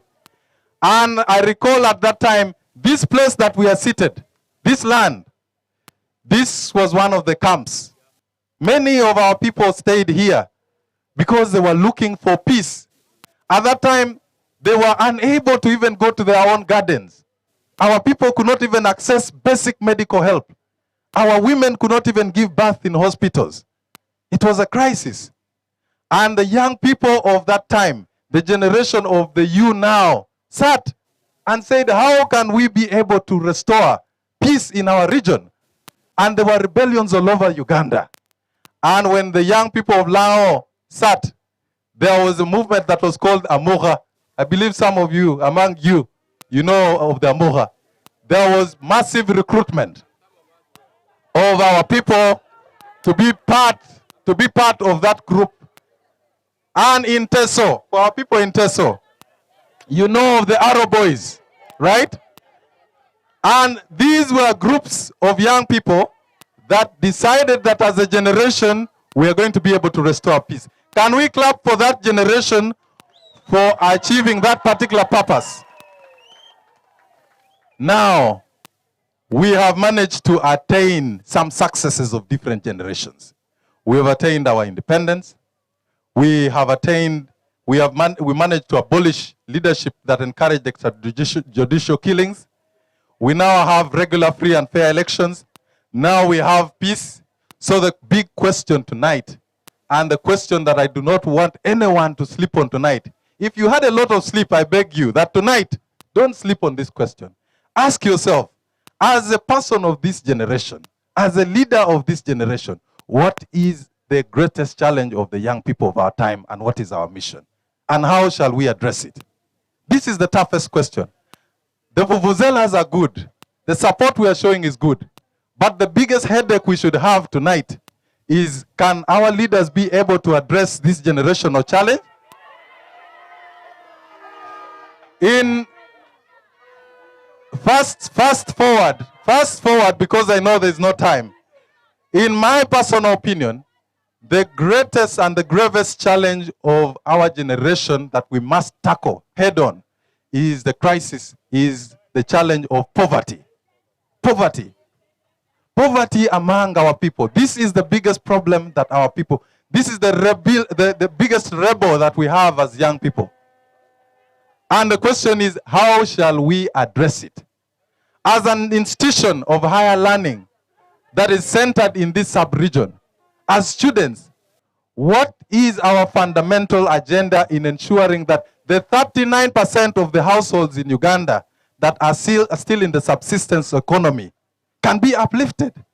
This is our fundamental question, young people. And so this evening, I am very proud because I'm seeing among you soldiers who are ready to fight poverty. I'm very proud of you. I'm very proud of you because I've been able to listen to some of the conversations of your leaders here. I believe that as leaders, and I want to task them, that I have been able to listen to your promises. Also read your promises.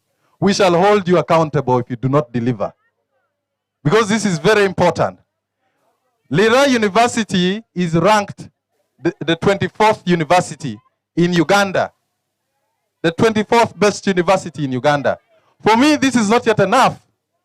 I am interested in our university being one of the top universities in the country. This is my interest. In northern Uganda, Gulu University still stands on top of this university. It's 9th in the ranking of Uganda.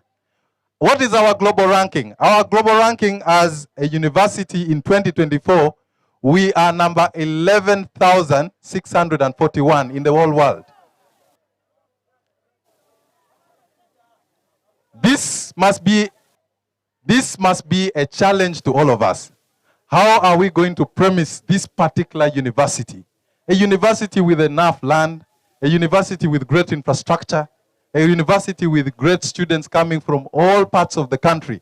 How shall we put our minds together to ensure that this particular university becomes one of the best universities, if not the best university in Africa? We can, everything is possible. Yes, we can.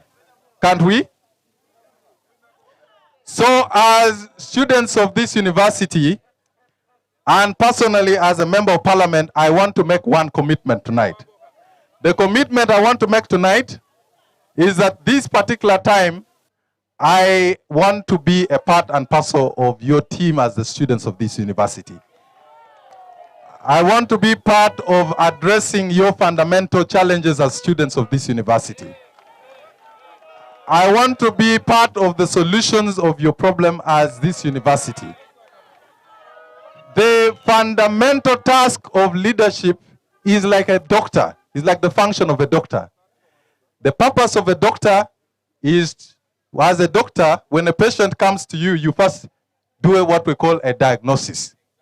When you do a diagnosis, then you're able to offer the right prescription. It is the same thing with the problems of these students. And I beg whoever will be elected among you that please and please be as good as a good doctor. Be able to assess the problems, the real problems of these students. These students still have a number of challenges. And I believe that with the guild leadership, in collaboration with other external leaders, and I want to make this commitment even on behalf of the Lao Parliamentary Group, that we are going to stand with you. My committee of parliament, which is a committee of science and technology, also came to this university. And I remember we had a discussion on the issue of the Innovations Fund, which ideally should be able to help you students in your effort to do more research, in your effort to produce unique products that are going to help Uganda, in your effort to have scalable projects. This is what we want. And indeed, in terms of appropriation, we have already started appropriating some resources towards that purpose in this university. Now what I want to see is I want to hear tomorrow that the student who has produced a product that will help Uganda work on better roads, a product that will help Uganda make some fundamental changes, is a student from this great university of Lira. This is what I want. And please, as students, I don't want you to leave all the burden and task of the leadership on only these leaders. All of us are supposed to be leaders in our own right. Being a leader means that you're also supposed to be vigilant. Vigilant. When you see a crisis, I want this university to be able to resolve this crisis without violence. Last year in 2001, a student died in the guild elections of Makerere University. And I brought this same matter to the Parliament of Uganda, and there was a whole discussion on the issue of guild elections being characterized by violence. I think we can accommodate each other. I think irrespective of our divergent views, political views, because I know that these leaders have different opinions, but I think we can accommodate each other. And I believe that we can even make this university better by working together.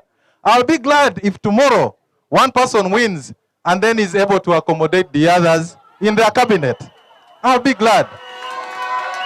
This will be my pride. Because I think they can work better and this university can win when they work together.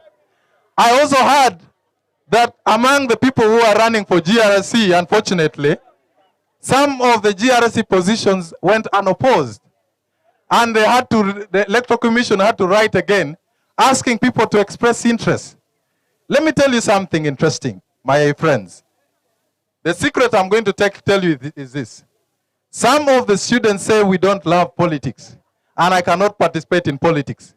Some of them are in their hostel rooms right now, and they're saying whoever is here listening to a political rally is certainly not serious. And some of the students are busy reading now. But let me tell you, success is just not about the books. Success is about being able to achieve in all aspects of life.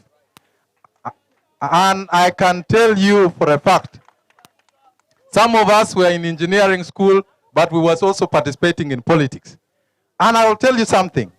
If you want to know the basis for everything in making national and global decisions, it's in politics. So whoever says that this process is a waste of time, I can assure you that many years down the road, or a few days down the road, you will realize that actually, the politics which you're shining now is the one that makes decisions on prices of goods. The politics that you're shining now is the one that makes decisions on how our hospitals are well equipped. The politics you're shining now is what decides and determines how our universities will be. This is the essence. And I want us to take this as a very serious process. And dear students, we want this process to be able to inform us on the best leadership possible. Finally, I will want to end with this quotation. The quotation I want to leave you with this evening. The quotation I want to leave you with this evening says that we can dodge our responsibilities, but there's one thing we can never dodge in life. The one thing we can never dodge in life is the consequence of dodging our responsibilities. You can never dodge that one. Our responsibility, therefore, this evening is to make informed decisions for the betterment of this university. I wish all of you well. I wish you success. I wish all our candidates success. We shall be together with you going forward. Thank you very much, and God bless all of you. I have some people I want to just introduce. Where is Caroline? Is Caroline Abeja here? I have a voter here also. Where is Caroline Abeja? Is she here? Oh, she's there. This is my sister. And I told her that I also want her to be responsible and come for this campaign. I'm glad she's here. You clap for her. I told her if you don't come for this campaign and make an informed decision, then we shall have problems. So Caroline, thank you. And all the students, I'm very, very proud of you. If I were an angel of God, I would write all your names in the book of life today. I'm proud of you. Thank you very much.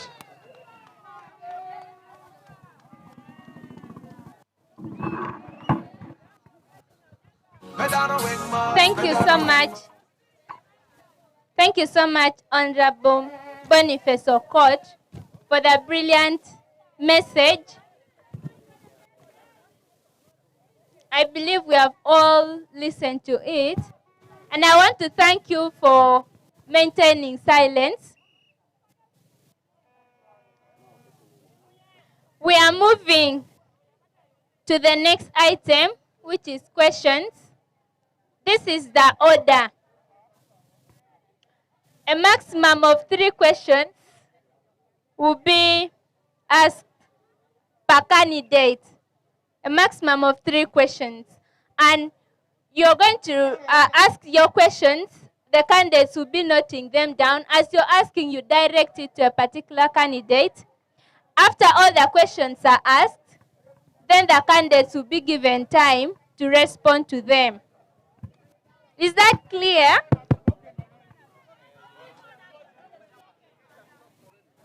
No, wait. I'm the moderator.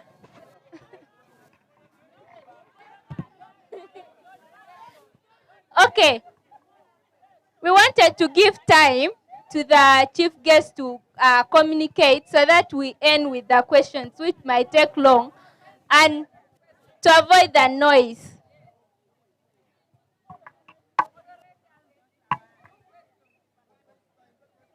So right now, let's start off. You raise up your hand, then I will bring the mic to you.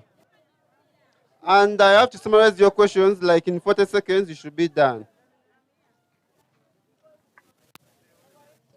Your name and then the candidate you're directing your question to.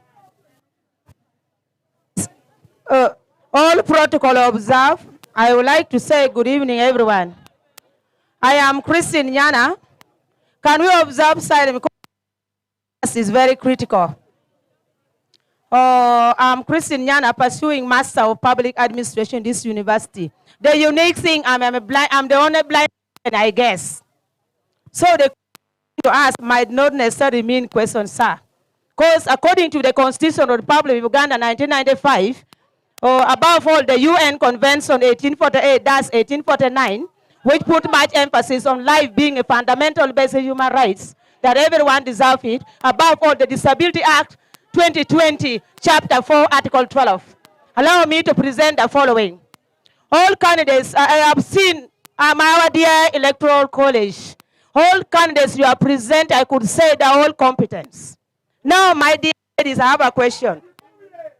I have a question for ladies in this university. If you are to be given 4 men, is it possible to get married to all? So this is my humble appeal as a human rights activist for the northern part of Uganda. Our dear guest, I'm proud of you. Out of sight does not mean inability. And our principle for disability is nothing for us without us. Now that nothing for us. So, my dear lady, you said to see how best we can elect leaders of high integrity. My question, I have only three things. One, the question I pose to ladies, it is not a simple question. Many people have failed to make decisions because they don't have the brain. That is, if I'm to make the analysis, one could be the guild president, could be the speaker, one could be the vice. One, I want to be very chronological, not to discriminate. One could be maybe so and so. Now, to replace the entire university, elect the guild president based on the following quality. One, be very observant in what I'm saying. Any mistake you make today, you will ruin your future for the rest of your life. And right-based practice. One is human right-based practice. One must embrace human rights. Any guild president coming must be able to promote respect and dignity. Are we together? All is inclusivity. Because we people with disability, this is a growing university, which we need people with disability from the entire country to come to Lira University so that Lira University can compete with the international university. Are we together? Across the global perspective. Why I am saying this is a growing university. Among the candidates, there's one way encourage me that Christian come to Lira University. Give me time. I'm representing all ladies. So, why I'm saying this? I am saying this. Can we observe silence? I am here. I'm not saying all these candidates are good. I'm not campaigning for any of the two. But let me tell you, I am here because of Abura. Because when I applied to this university, they encouraged me to come to this university. So, if we are to vote a leader, let's vote a leader who's non-discriminating, together, non-stigmatizing, somebody who is able to practice gender mainstreaming, gender equality. We should not like a leader who like food. I've studied all this in This is 94.3 QFM. Okay. Excuse me, members. Okay. Okay, thank you so much. The rest of us, let's abide by the time. That is 40 seconds. Let's welcome another person. You tell us your name and then the question, the person you are directing your question to. It should be a question to the presidential candidate. Thank you so much. The Electoral Commission. I am called Eric Otema. Though when I'm on radio, I call myself Moses. And I was the one who fired question last Thursday to Honorable Ayena. I want to repeat the same question today. One of them is to Mr. Ayena. If you are elected, okay, should you succumb to defeat, will you accept appointment as an advisory role, considering your age? That is one. Two, as public health students, we have been making analysis on how your movements are, and we have not been seeing you move to most of the places to campaign. But most often, you're moving to Dean of Students' office, and from Tuesday up to Thursday, you went there 7 times. We want to know, will you be that candidate that will be for the students, but not for any other, but not for administration? Thank you. Order, please. Any other person? Any other person? Good evening, ladies and gentlemen. Yeah, I have a question for Honorable, is it Paul or Vau? That one next to. Yes. You were saying that you are in charge of Wi-Fi in the university. Please, you listen. I heard from his speech. Order, please give her time. Then what is the reason of what of asking him questions if you people you don't want?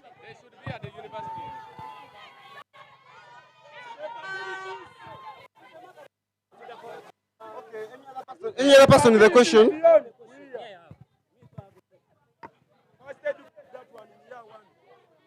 Thank you very much, ladies and gentlemen.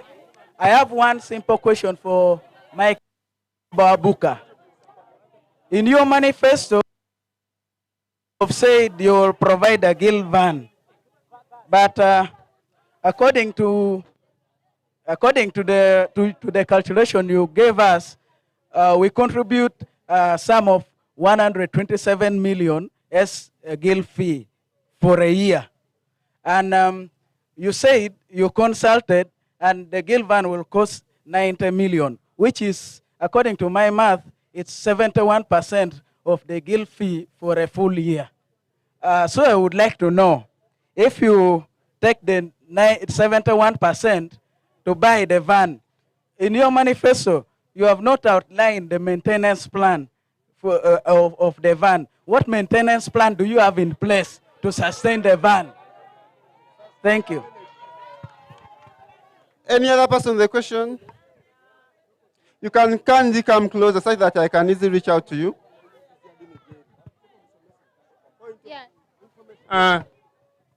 Good evening, members.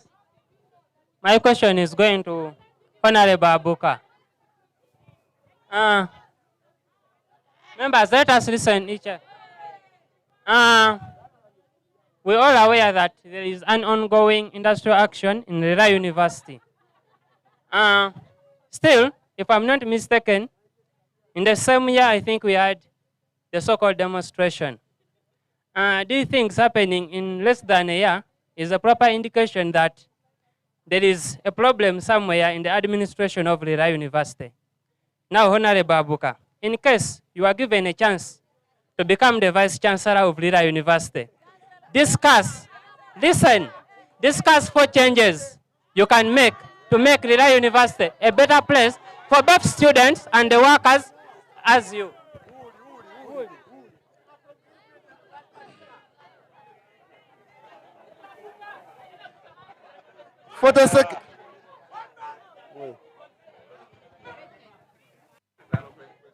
Thank you so much. I am not firing anybody question. I want to be neutral. I am for Ayena, but I want to ask them all the questions. Now, I am not a government-sponsored student. I'm a private student. Now, my question is, if any of you go through as a great president, how will you address the issue of government students who are not getting money in time? Remember, sometimes the government students get money after a long period of time. Now, the issue that came up last year was the issue of strike. And that strike came because of issues of money. Now, this is a very sensitive issue. How will you address this issue? I don't want stories. I want the point. Thank you. We are going to pick more theory, then the answer, and you see the time we have. Any other person? So far, no question has been asked to Honorable Kogan and Paul. So the next people can direct their questions to either Kogan or Paul. Thanks so much. My question goes to all candidates. These candidates most of them have not been around the campus. We are just seeing them in the last 2 weeks. And yet, university affairs need people who are always around the campus if issues are to be addressed. Now, my worry is,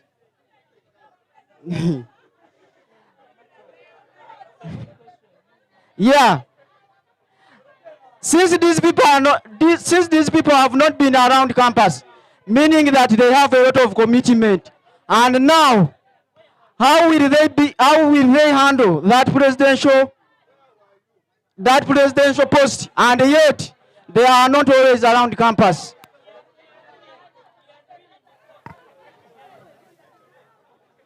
Then, most of these people, I've just seen them around campus on weekend time.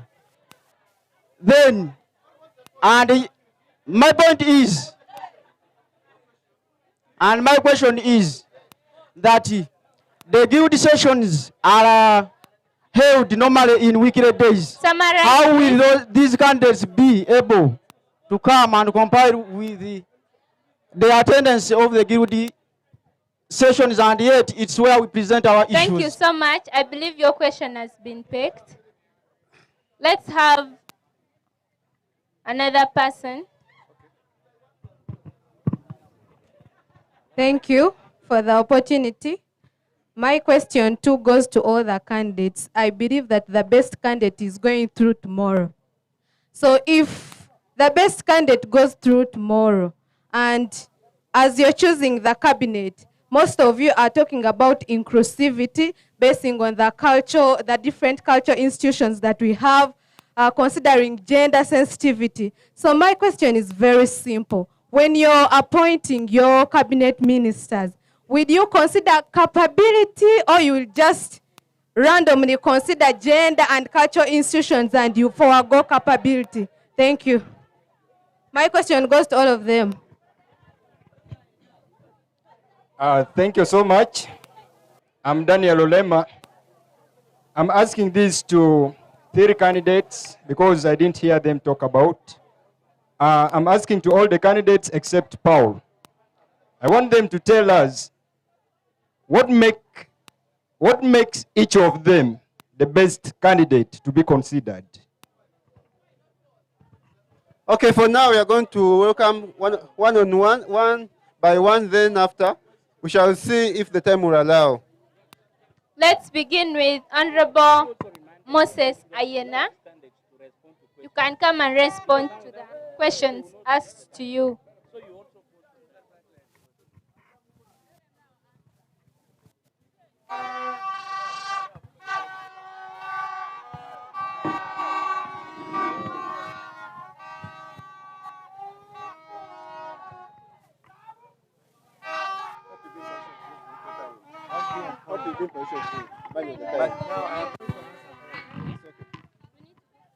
Ayena oye!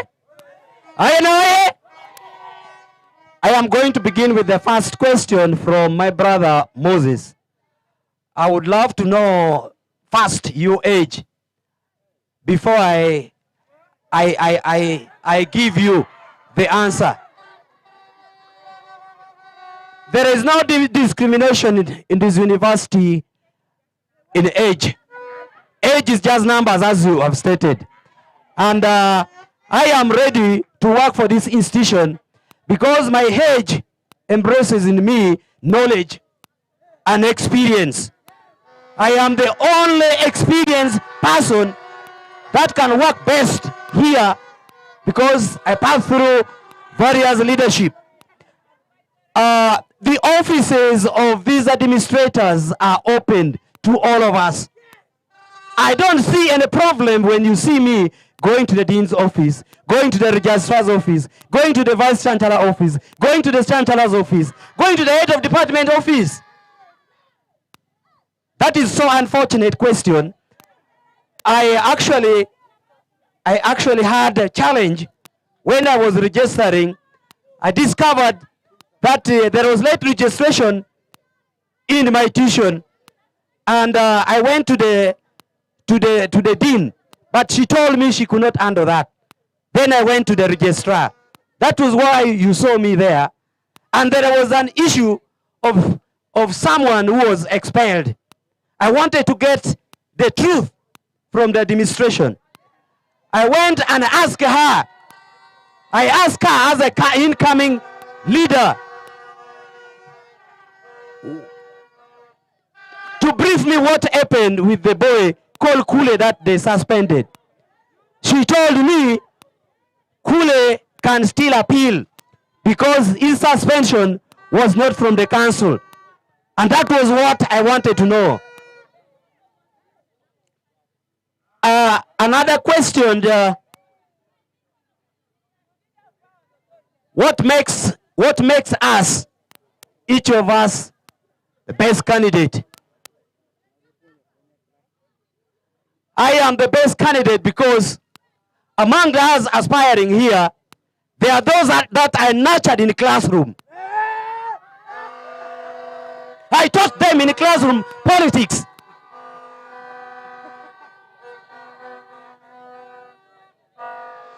When you're a fighter, I know the strength and weaknesses of Lira University. And I know I told you, I am the only one. That's why I feel I'm the right person. I'm the only one to make Lira University a university. You can see right now, the face of politics at Lira University has changed because of Honorable Moses Ayena. This is not to happen.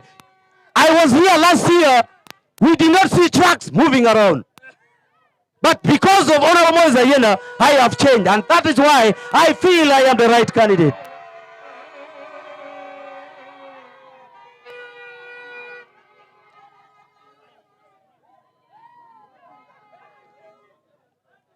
Very beautiful question came from a member who asked, what best we can do, what best we can do for government-sponsored students that are not receiving full payment.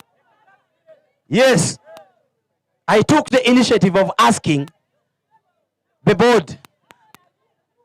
They told me when they're releasing fund, there is shortfall. And that was what they received from the Ministry of Finance. But the best way to handle such is to have an effective communication. You must provide effective communication to the people concerned and consult. I consulted for those whom I met. I told them I was going to get an answer. I consulted and I discovered that they were not paid all. And that is the truth. There is a question.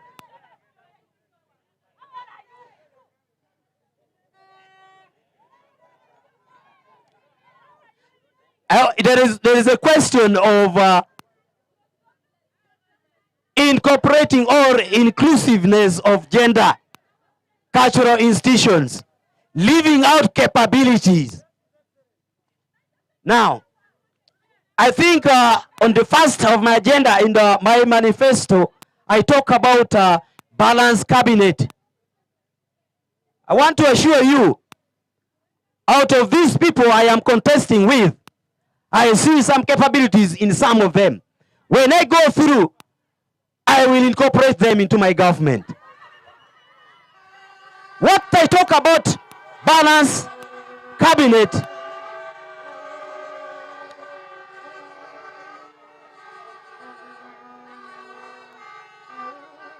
the positions that we have, the positions that I have the capacity to appoint members as ex-officials cannot accommodate all the cultural institutions.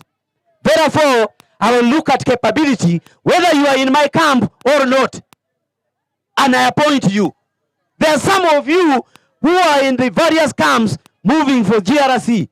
When you reach there and I see capabilities in you, I will appoint you.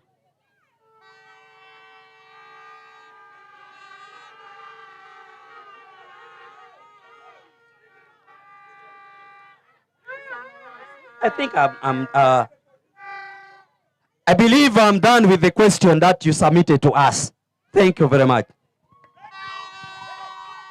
Thank you, Honorable Moses Ayena, for responding to the concerns.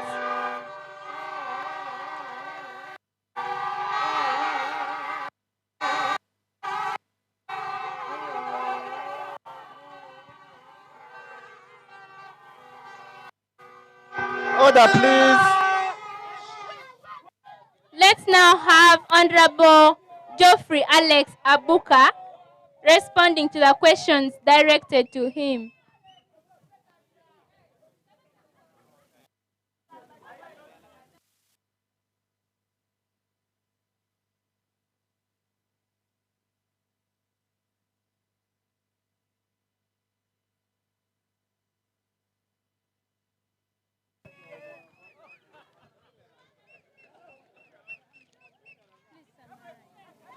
6 questions. I don't need pressure. You can summarize them.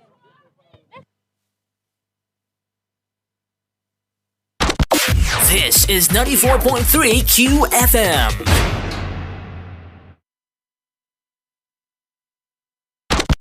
This is 94.3 QFM. This is 94.3 QFM. To inform you that I have been given 6 questions to answer. Of course, you understand where there is smoke, you must expect some fire.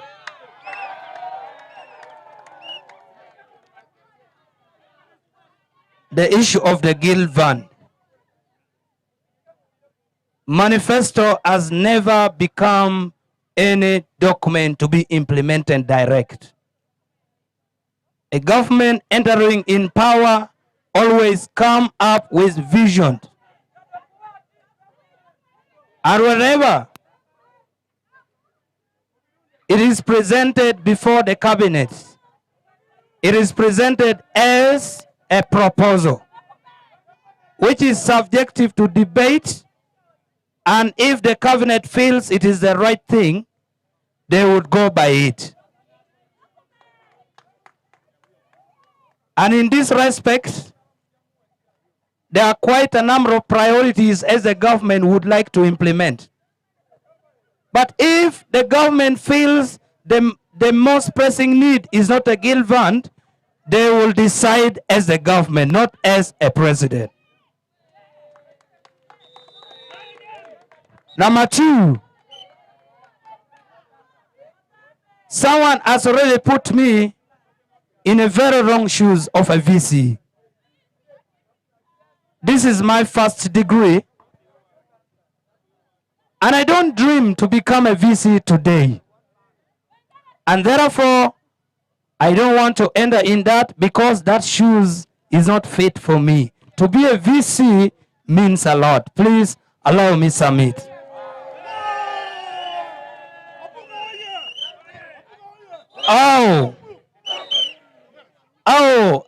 Are you going to address the issues of government-sponsored students? Number 1, allow me inform you that government-sponsored students in Lira University are supposed to get 720,000, which in our university they get half of that money. That is 360, and more so, they get it very late. They are also supposed to get other allowances such as recess, which is given for faculty. They are also supposed to be given internship allowance. All is between 250. That is for your information. However, other universities like Muni, like Gulu, government-sponsored students get between 750 to 800. It is unfortunate that our guest of honor has left even before. This could be a request to him direct. Why must students of Lira University get much lower than other students from different universities? This is what we can do. This is what we can do. We must first make sure we investigate the reason why our students are getting half of what they are supposed to earn. Then after that, we shall follow relevant authority who are concerned of serving our government-sponsored children or students.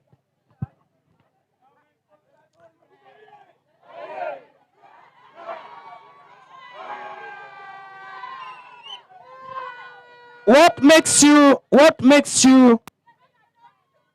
a better candidate?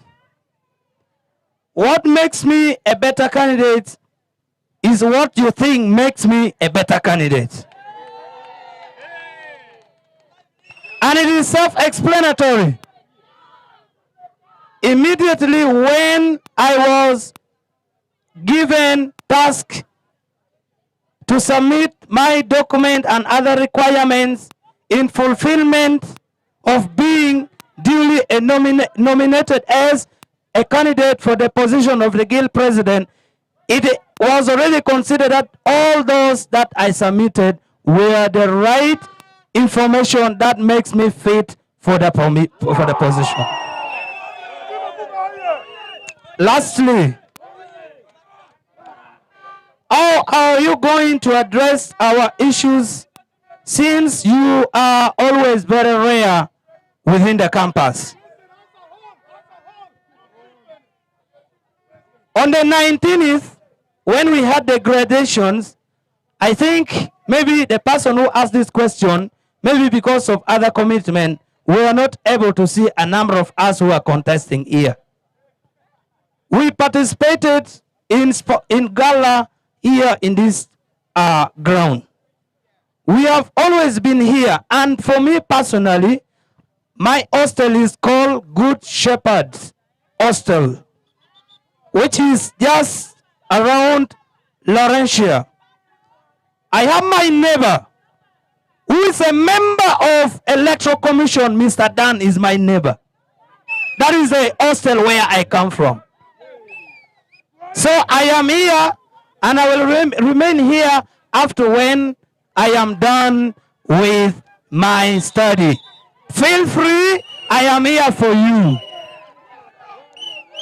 Lastly,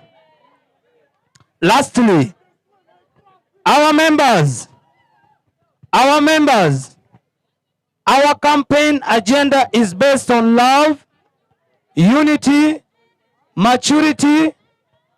I implore you, please let us exhibit. Let's be humble. Let's unite with everyone. Let's show love where love is supposed to be shown. And above all, remain calm.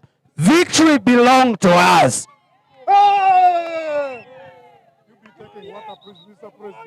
Thank you so much, Honorable Geoffrey Alex Abuka, for responding to the questions directed to you.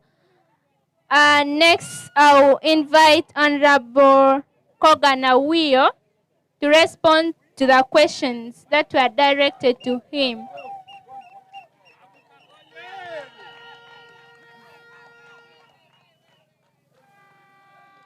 many questions? 1,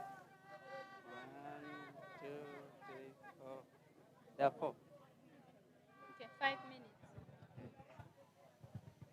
Thank you so much. There were basically 4 questions that I need to address. The first question came from Bon, and he asked us to address the issue of government students not getting money on time and sometimes getting half of what they're supposed to get. I would like to respond in this way. I'm aware in the past they've been giving these students full money. That is 720,000 shillings. But recently, they divided it into 2.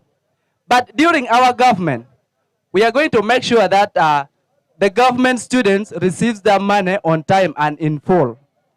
And we are also going to benchmark with other universities, other public universities, because we are aware that some other universities are getting more than 720. So we are going to benchmark and understand the reason why other public universities that are supposed to get the same, like Lira University, are not getting what we are getting from here. The second question came from a student called Mkarobo Andrew. His concern was about some of the candidates that showed up to be present at the university during this campaign. But I would like to respond in this way, that I am a student who is always available at this university. This one, it is a student who can judge. I also have a hostel called Kettler. So I am always available at this university. It's not only about this election that are made available here.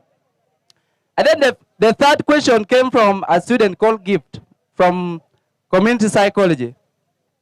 Our question was looking at the ministerial position appointment, whether we shall be looking at capability or just because someone comes from an association. I'd like to respond this way, that in my government, as we have promised that we are going to make all the association endorse at least a name for ministerial position, it is not necessarily that we shall just appoint, but I believe that all these associations, they have a strong capability of endorsing a capable person for the ministerial position. And then lastly, the last question came from a student called Mr. Olema. I don't remember the other name. He asked that what makes me feel I'm the best candidate. I have a number of reasons. One, I am a student who is reliable, who is competent, who is experienced, who is competent, who is creative. I have the experience of leadership from primary to this university. As of now, I am the serving youth chairperson of a sub-country in Dokolo district. So I'm also a worker. I work with an NGO and I lead very many people. So with that experience, I will be bringing that experience here to lead the students in the better way possible. Thank you so much. Thank you so much, Kogan Awiyo, for being that brief.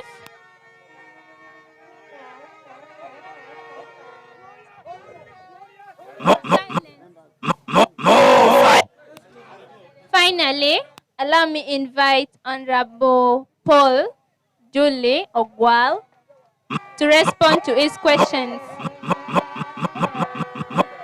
Thank you very much. I have only 3 questions to respond to. One is the concern of government students. Now, I'm going to speak from a technocrat's point of view. Personally, I'm a government-sponsored student. Now, I have been to 2 universities, Makerere University being my previous university, and I know what happens. One, if there is a shortfall in the financing, there is a way money is released in halves, sometimes in thirds. Now, I'm very happy that even they came to bring this solution, student allowance to them, and they are waiting for the other half. That is a little bit sustainable because most times they think they have to wait till the money is enough and then give it to you at a go. Sometimes it may be late. The landlord could have chased you out of his house. So that is already a practical solution that I will only encourage, but also continue to encourage proper planning to have the financing done in time. The second question came from a student who calls himself Napoleon. Napoleon was a great thinker. Now he said he has not been seeing we who are contesting on campus. Napoleon, I want to inform you that 1, I'm a student on weekday program. 2, I have one of the record attendance in my class. 3, this university has about 2,000 students. The probability that you will see me is about 0.0005. And then number 3 is a question that came from one of my classmates, Honorable Gift Ninsima. She was talking about the issue of appointment. Will I only consider cultural differences or whatever? But it is clear in my slogan for this campaign. My slogan reads, capability beyond qualifications. Now that means if I have all the capable GRCs being from only 3 faculties, by capable I mean those who have the ability to work for you for the good that you want, I will appoint those. I'll not work with mediocres because I'm not one. Thank you.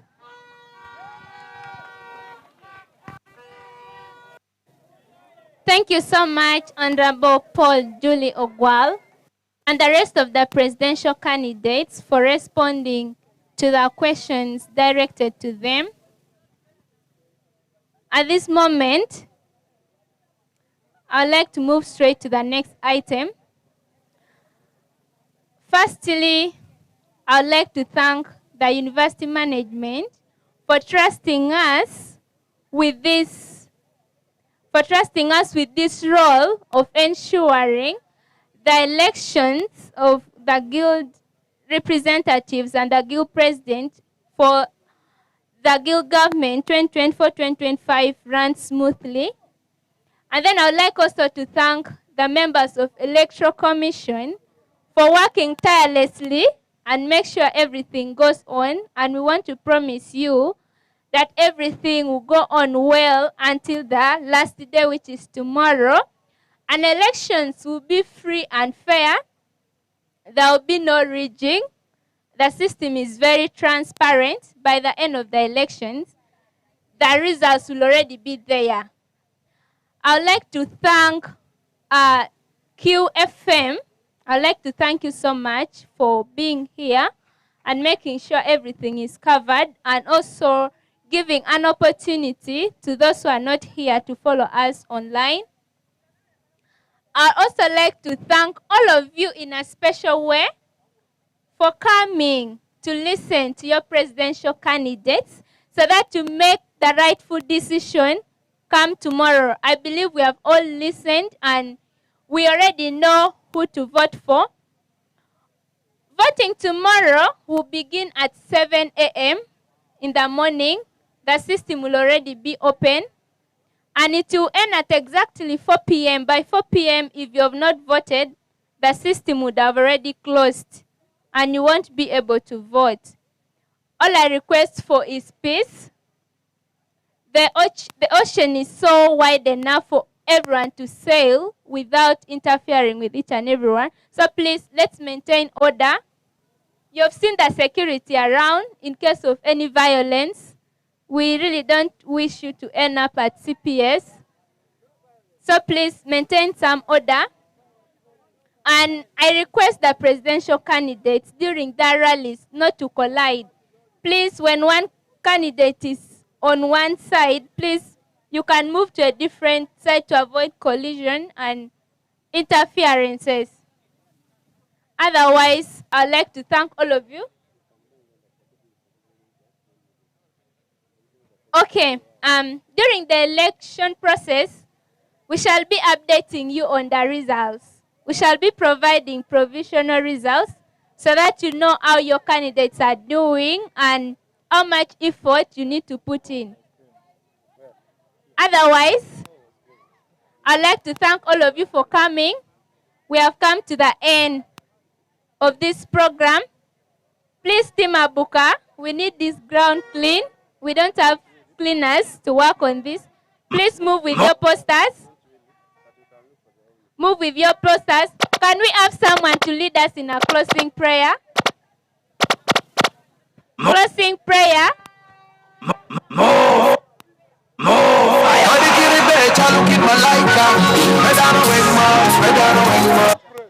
Closing prayer. Come. Okay, we are praying. Quiet. Father, in the mighty name of Jesus Christ of Nazareth, we worship you, we honor your name. We bless your holy name, O God. We give you glory, honor, and the adoration. Abba, Father, we thank you, King of Kings, for these events of the election. We commit, O God, all our candidates unto your throne of mercy. We commit this university unto your throne of mercy.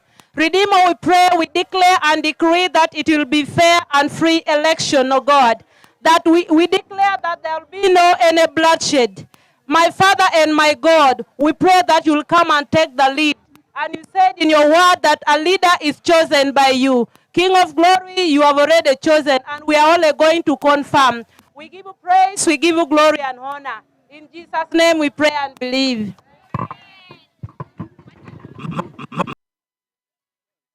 Gentlemen, we'd like to appreciate you so much for staying with us and watching us all the way from the beginning up to the end of the activity. That now comes to a finish at this time. We appreciate that you've been with us. It was a campaign program that started as early as around about midday and is ending now around about 4 or 5 p.m. Actually, it's coming to 5 p.m. as it is as of now. We thank you so much.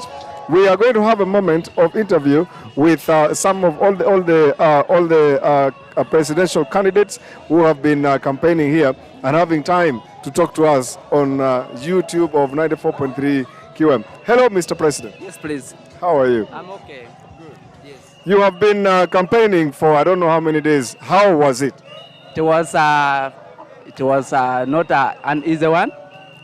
We have tried our best, and of course we have hope that we are going to win this election because we have the support.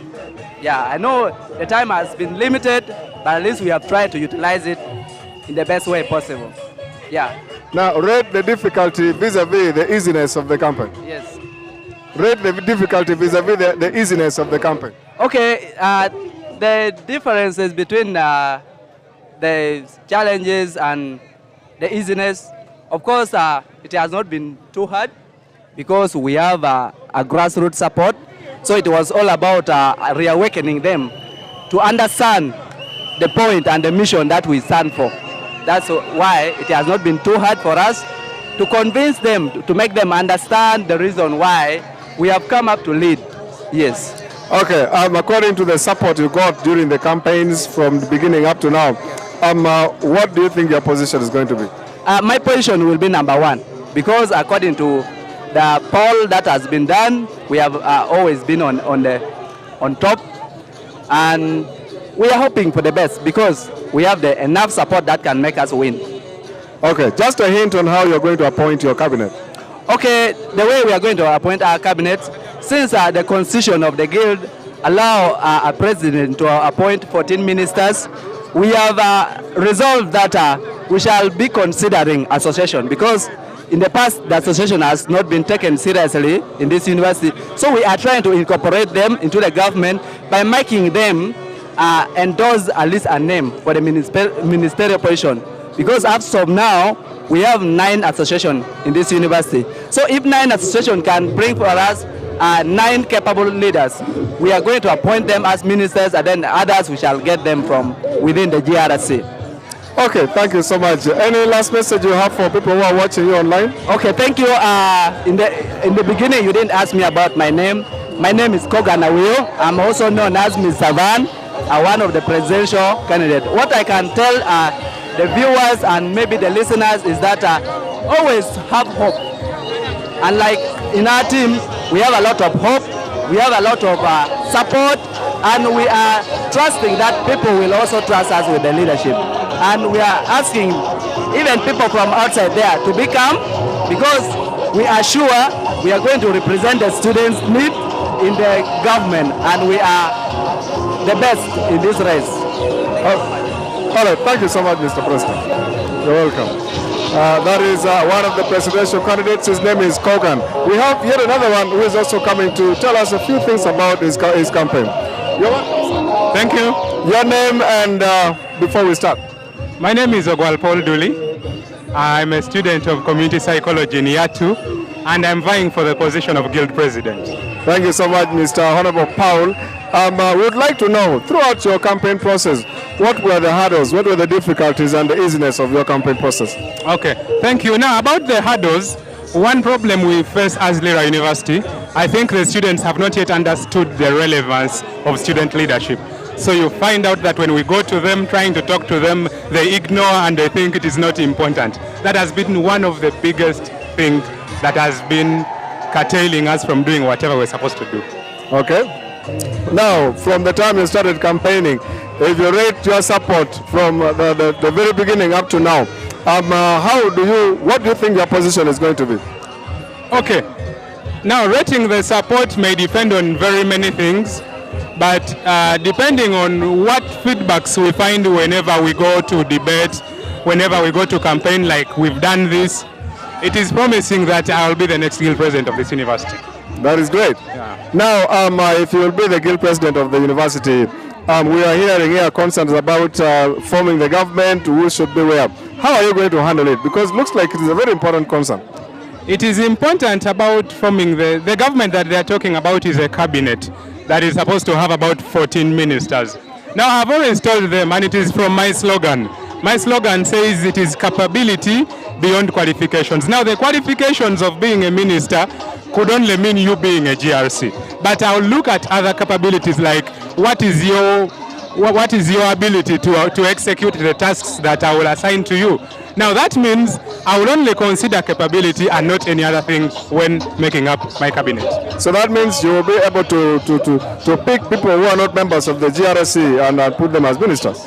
Now the guild constitution gives us about 2 positions for non-GRC members.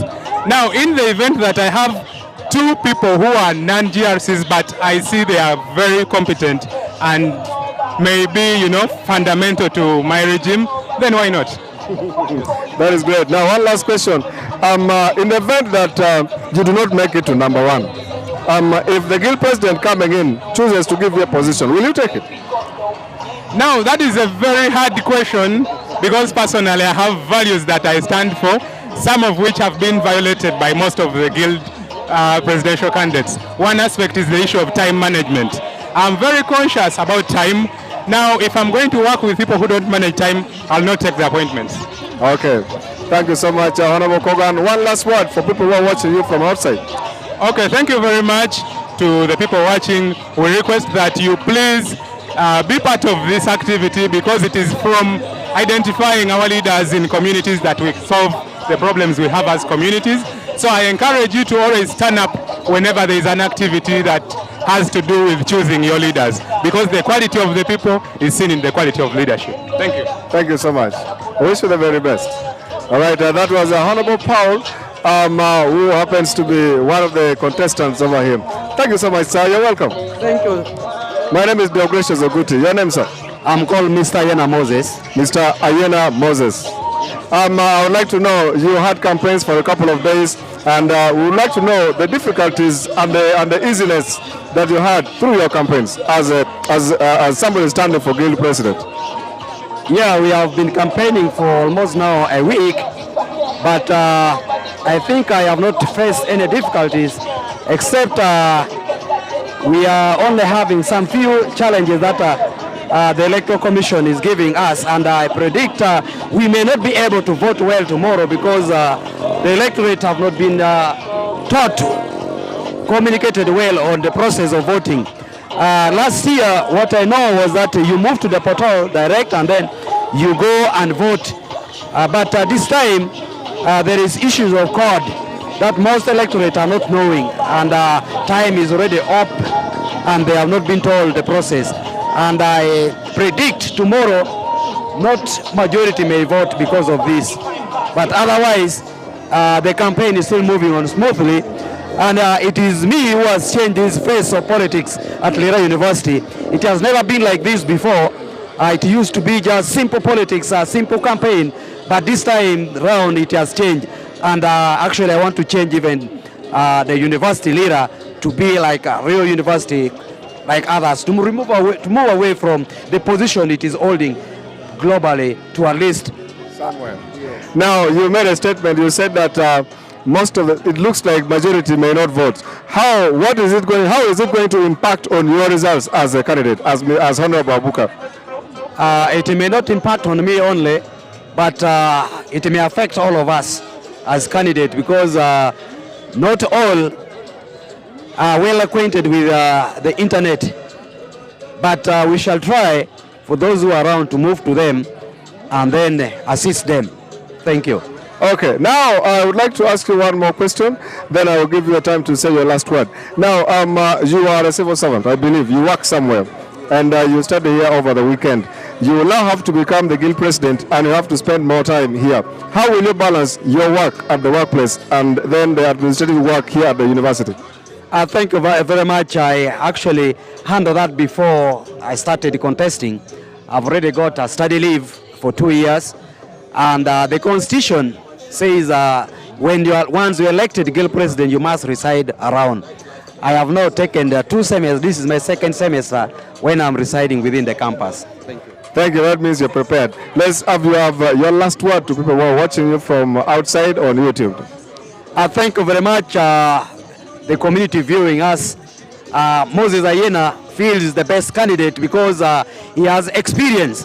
What I know about all these candidates is that they do not know how institutions are run, And that's why you have been receiving complaints and strikes happening because of lack of knowledge on financial management. And all these issues came because of financial management. You know, an institution like this does not run like a family where when you want to buy food today, you just pick money from your pocket and buy.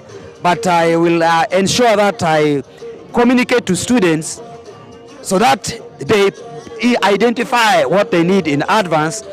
We prioritize, plan and budget for the activities and incorporate them into the university almanac such that when they need to do that, when after receiving money, it can be funded.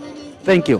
Thank you so much, Mr. Honorable Ayena. Wish you the very best of luck tomorrow in the votings. Thank you. You're welcome. Thank you. That was Honorable Ayena. We're going to have the last candidate for now. That is one of the candidates. That is Mr. Buka Geoffrey over here. You're welcome, sir. Thank you. My name is Deogratius Opio, and you? I am Abuka Geoffrey Alex. Mr. Buka, Honorable Buka, you had a very large crowd of support. Your posters are moving everywhere. It looks like there is no other person who has a big following like you. How did you mobilize? Yeah, thank you. You know, this thing is all about the will of the people. You may do quite a number of activities that would lead you into mobilizing a bigger section of the people. But of course, if it is not the will of the people, it is very rare that you will have people. But of course, if it is the will of the people, they will always be free because this is democracy, where any other person is entitled to his opinion and interest.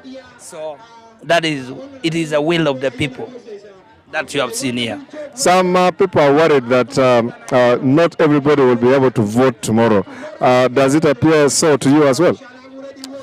Yeah, it is true that not all people can vote because there are underlying issues that really during voting processes, there are a number of things that comes in. No, this one is specific to the portal, the internet system that some students may not be so well acquainted to, and so they may fail to vote. Yes, I understand that, but it is still we still have time for Electoral Commission to do their role, because particularly that is the role of the Electoral Commission to ensure that the voting processes and all people votes. However, as candidates, I also have the mandate to really talk to my people, share with them ideas, and empower them on how they should do the voting, because it is a right. We should allow people to exercise their right. Now, you are someone who works with an organization, if I'm not mistaken, and I think you are a weekend student here. Now, as now you're going to begin to become the guild president, how will you balance work and then administration and then academics all together here? You see, it is very possible. Someone will choose what to eat because he knows he can manage it. You cannot serve what you don't, you cannot manage. So, in a nutshell, I have served what I know I can handle it. Yes. Now, you will become guild president tomorrow. How are you going? There is this concern of forming the government, forming the cabinet of 14 members, and there is a concern of who is going to be where. What are you going to do in respect to that? How are you going to balance your cabinet? You know, it is a concern of the majority, right? And there is also another thing called the quality of service that you want to usher to the people. Definitely, this counts on the quality of the members that you will always have in the cabinet. And therefore, I am not an exceptional person. In case I make it, I would always guarantee quality, because what we are looking at, how we can uplift the standard of the Beacon student to another level. Therefore, that one calls for equitable and empowered manpower in terms of the presentation of the GRSC from different faculties. So that is the bottleneck. We shall have to get empowered, energetic, potential, and capable people to make the work go on. Yeah. Now, in case you do not make it to be the guild president, if the president who goes through tomorrow chooses to pick you as one of the ministers in his cabinet, will you take it or not? Well, that would be another opportunity for me, because I express my interest. I intend to have served my university. If I don't serve university at the capacity of the guild president, therefore, it doesn't mean I do not have any other chance to serve my university. So I will appreciate and I will be able to work, because that is another chance again that I will have the potential and the time to serve my what? My university. It is about serving the university. The interest is, what can I do for the university? Can I have the opportunity to do something that I intend to do for the university? And if this one does not work, then the other one works for me. It is still service for the university. Thank you very much. Give the people viewing you on YouTube from outside here your last words. Thank you. We are living in a transformation agenda. And our slogan is leadership for transparency and transformation agenda. We must be able to ask ourselves always the best thing we can do for our people, the best thing you can do for yourself, the best thing that we can really do so that we can change the whole world. World needs us, the world needs us. We both need the world, but we can make the world better than ever, because we have that time, and this is the time. As young people, we are saying, this is our time. Please, young people, let's rise up. We can do, because we are capable of doing it. Thank you so much, Mr. President. We hope to celebrate with you on the day of the inauguration. Thank you. Welcome. Yeah, those were the presidential candidates. Now we're going to have a handful of students, one or two, and we'll talk to them in respect to what they think and how they think the election process was and how they think the voting is going to be. Good evening. How are you? I'm okay. How are you? Fine. My name is Deogresha Zopio. Your name, please? My name is Tongo Mlenje Angela, and I'm in the Faculty of Nursing and Midwifery, and I'm in year 3. Okay. Now, we'd like to know the campaign process, which took about a week. How did it take you as students who were not campaigning? As student, actually, I'm an elected GRC faculty representative, much as I came up unopposed. Yeah. So now, what about for the rest who are not standing for position of president? Those ones who are waiting, who are moving behind the president. How was the campaign process for you?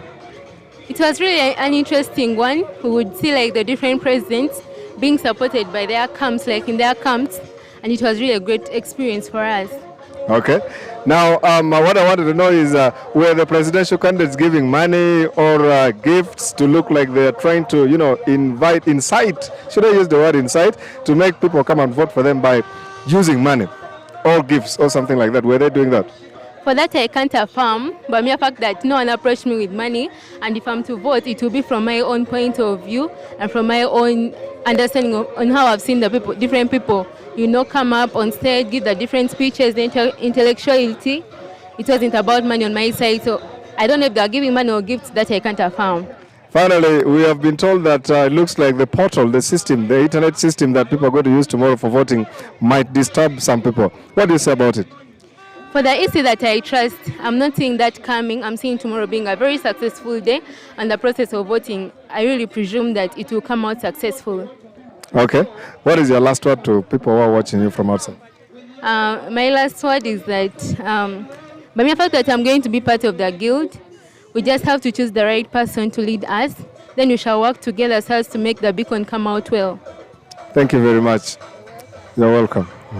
We have yet another student before we can have the Electoral Commission chairperson. She will also talk to us and let us know what is happening. How are you? I'm okay. My name is Deogresha Zopio, and your name, please?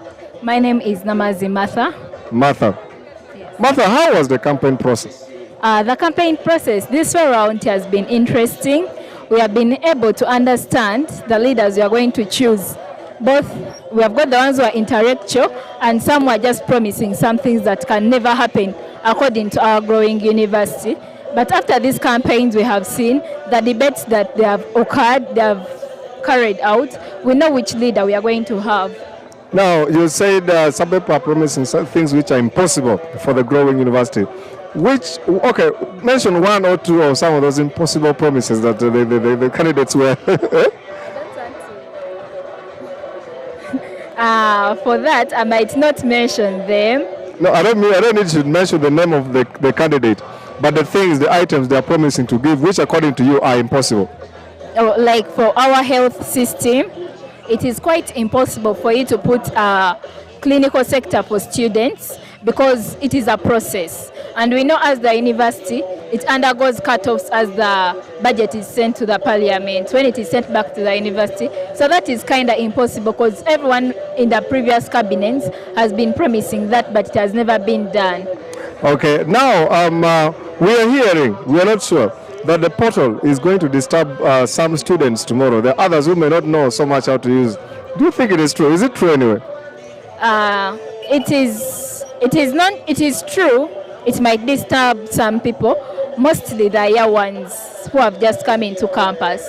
But whenever I have a problem, we have the ICT block there. They are ready to help through tomorrow's elections. Okay. Would you like to give us your last word in respect to these campaigns and the voting of tomorrow to those who are watching you from outside? I've come in this new guild cabinet as the GRC women representative. We are looking forward to work together with the guild president who will be there and the non-funded government organizations to come through to support us. Thank you. You're welcome. Thank you so much, Annette. Yeah. We also have one of the members of the Electoral Commission who will come and tell us a little more of how the campaign process was. My name is Deokracious Oguti, and you're welcome. Thank you so much. My name is Beatrice Loyang. I'm the returning officer. I'd like to thank all the viewers and listeners who have been following us. We have come a long way with our roadmap, and today we had the open air campaign. It has been very peaceful, and we've just concluded it. We have one more activity, which will be the voting, to commence tomorrow from 7 a.m. in the morning to 4 p.m. in the evening, and to be online. Okay, now as a commission, you started a long process. I think it should have been months or even weeks or months ago. What were some of the difficulties, the bottlenecks that you went through as you were organizing this thing until tomorrow that we are finalizing? Okay, one of the challenges we faced was the finance. It was released a bit late. However, we managed to maneuver through and started up with the activities that we could do without the finance. And along the way, we received the finance, which has made the activity run smoothly. Okay. Now, earlier on, the chairperson of the Electoral Commission, when he was speaking here, he said that there are candidates who did not follow the rules and regulations of the campaign. They said no posters within, but he cited the areas like the Faculty of Education, that side, that some candidates put their photos up there. Now, for these candidates who disobeyed the regulations of the competition, I mean of the campaigns and elections, what are you going to do to them as a big offense? Yeah, that can be worked upon. Thank you. Okay, thank you. Maybe your last word to people viewing you from outside. Okay, I'd like to thank all of you for viewing us. I want to assure you that this election is going to be very transparent and fair. There will be no rigging. Our online system is very transparent. By the end of the voting, the results will be shown and there will be no malpractice. So I want to thank all the students of Lira University. Majority have enrolled. We have a number of 2,116 voters. That's almost 99% of the total population of Lira University. And they are all eligible to vote. And it's my prayer that they will all vote tomorrow for the right candidate. Thank you so much for listening and for viewing. Thank you so much for giving us your time, Madam Returning Officer. Well, that was the Returning Officer. And finally, we are going to have the chairperson of the Electoral Commission, my friend, Mr. Bismarck Olang. How are you? Fine, thank you. This process seems to have been a very hectic process, and yet the ending seems to be going towards a very successful, campaign process. How did you do it?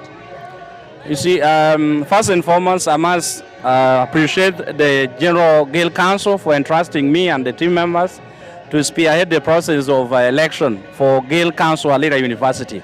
Secondly, I must also appreciate candidates themselves for taking up the initiative to participate in an elections. Where we have reached today is a manifesto of a successful elections. We had picking of nomination forms, we have returning of the forms, and today was open air campaigns.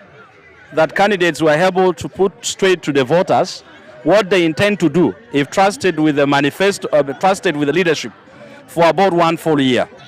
Now, tomorrow we are going for voting. Where the world has reached today, we don't believe in manual voting, where you need to line up, where you need to get a paper, you need to decide. We now go digital. So for us at Lira University, we are trying to impress and embrace the current technology where we just do everything online. So tomorrow the students will decide on who to lead them at the capacity of a guild president. The rest of other GRCs, most of them have gone out of post without competing for the position.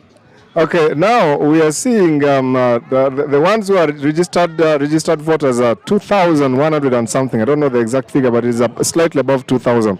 But if we look at the people who attended the open air campaign today here, was quite less than, I think they were even less than 500.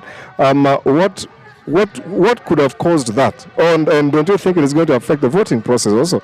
That for me defines a success on how the young people are embracing the technology.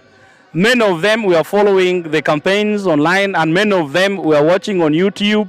Many of them were able to follow it from different platforms. So for me, the turn-up that people would say it is low, for me it's not low, because young people believe that the technology is able to make them access each and every information, every event globally. So most of them were following online. And I must sincerely thank UFM for doing this partnership with the Commission at Lira University, that the world is able to follow the development that is happening at Lira University. I have received many feedback from the administration of the university and even from students themselves, trying to appreciate what we have done as Commission and QFM to ensure that all this is streaming online across different platforms. So for me, it was not a worry that we had not generated the number, but the numbers were following from wherever corner they are. In your speech, Mr. Chairperson, when you're opening the campaign process, I mean the campaigns, the open air campaigns today, you said there are some candidates who did not. If they acknowledge the error they have committed, then we can agree with them on the measures to be taken to ensure the challenge is addressed. If they tend not to understand, then the law itself will work on them. That is the position of the Commission for those who are trying to go against already directive earlier given by the Commission. Thank you so much, Mr. Chairperson. One last question. We are aware that some of the voters, let me use the word voters other than students, some of the voters may not be so well acquainted to the portal, the system that is going to be used for voting tomorrow. What mitigation methods have you put to assist or to help the ones who may not have the capacity, the ones who may not be able to use the portal the way it is supposed to be used and vote? Thank you very much. We had the voter sensitization program. We happened to reach every faculty at the school. We have also gone ahead with the team of ICT to train other students that will be giving assistance to those who are very vulnerable with the supervision of the Electoral Commission. We are trying to avoid a scenario where a vulnerable student go to one who knows how to vote online, manipulating the choice of the student. That's why we have chosen some few with the backup of the ICT team, and they will do it not in the absence of the Commission. They will do it in the presence of the Commission and in the presence of the ICT team at the university. That is what we have done. And for those students who might not have smartphone, we have provided computers. We have a room where students could sit and log in into their student portal and make a choice on who to lead them, and they sign out. Those are for students who could not afford smartphone, or they might have problems of data. That is what the Commission has done. Okay, your last word to the ones who are listening to you, I mean watching us on YouTube from wherever they are. Ask the chairperson of the Commission. First and foremost, I want to tell the world that is the generation for young people. The Uganda Bureau of Statistics report indicates that young people dominates the population of this country. And therefore, we must encourage young people to participate in leadership. Not just at school, not just at home, but we must encourage them to participate in leadership at any level. If we do this, then we are able to nurture young people to take up the mantle of taking this country, taking the society, taking our families to a greater height. It is just very unfortunate that at the university, that where we are, for instance, at Lira University, we still have students going unopposed without having opponent in the political arena, which should not be a culture. And this is an indicator that the community must take it serious. Either from home, parents are not encouraging children to take up responsibility of leadership, or else the society themselves are behaving in a way that discouraging young people. Discouraging young people. Lango must take it serious, must embrace that children and young people must get into leadership. Thank you so much, Mr. Chairperson. We wish you the very best. We will again come back to have a moment with you. Thank you. You're welcome. Ladies and gentlemen, we're heading towards the closure of the activity here. Allow me invite Michael, the colleague I have been working together with him from the very beginning of this event, to come and give us the final blessing and then recognize the ones we've been working with until the end. Patricia.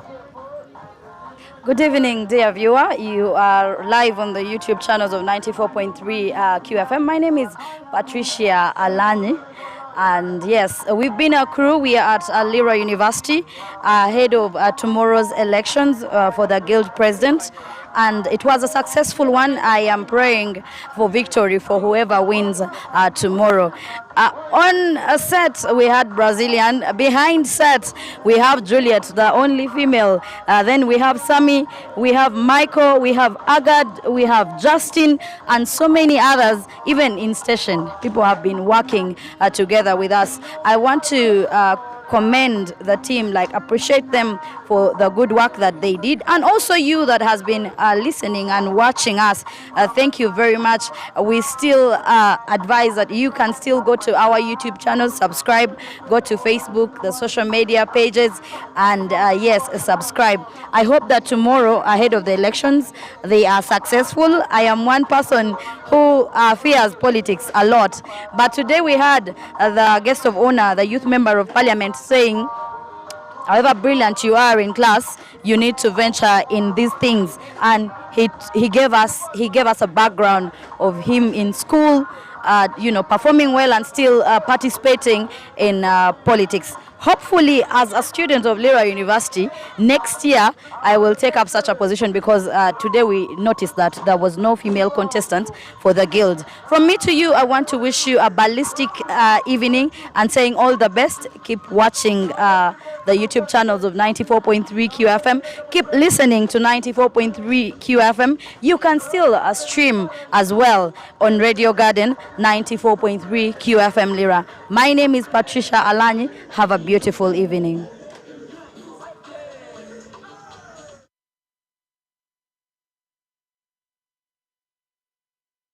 This is 94.3 QFM. This is 94.3 QFM. This is 94.3 QFM. This is 94.3 QFM. This no longer toasts to the bold people taking charge of their place in life. To us who understand how far we have come.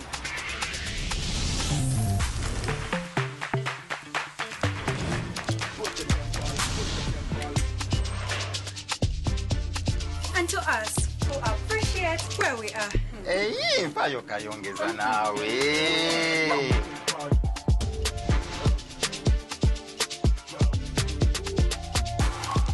They recognize progress as an achievement. But we also know the journey has barely begun.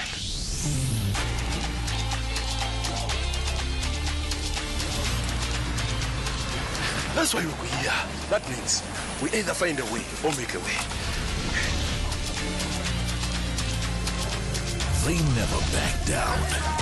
We step up to every challenge and reach for more glory.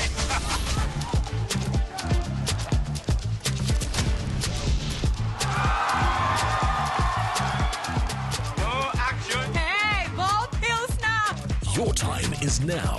Reach for more out of life and celebrate every win with a cold bottle of Pilsner.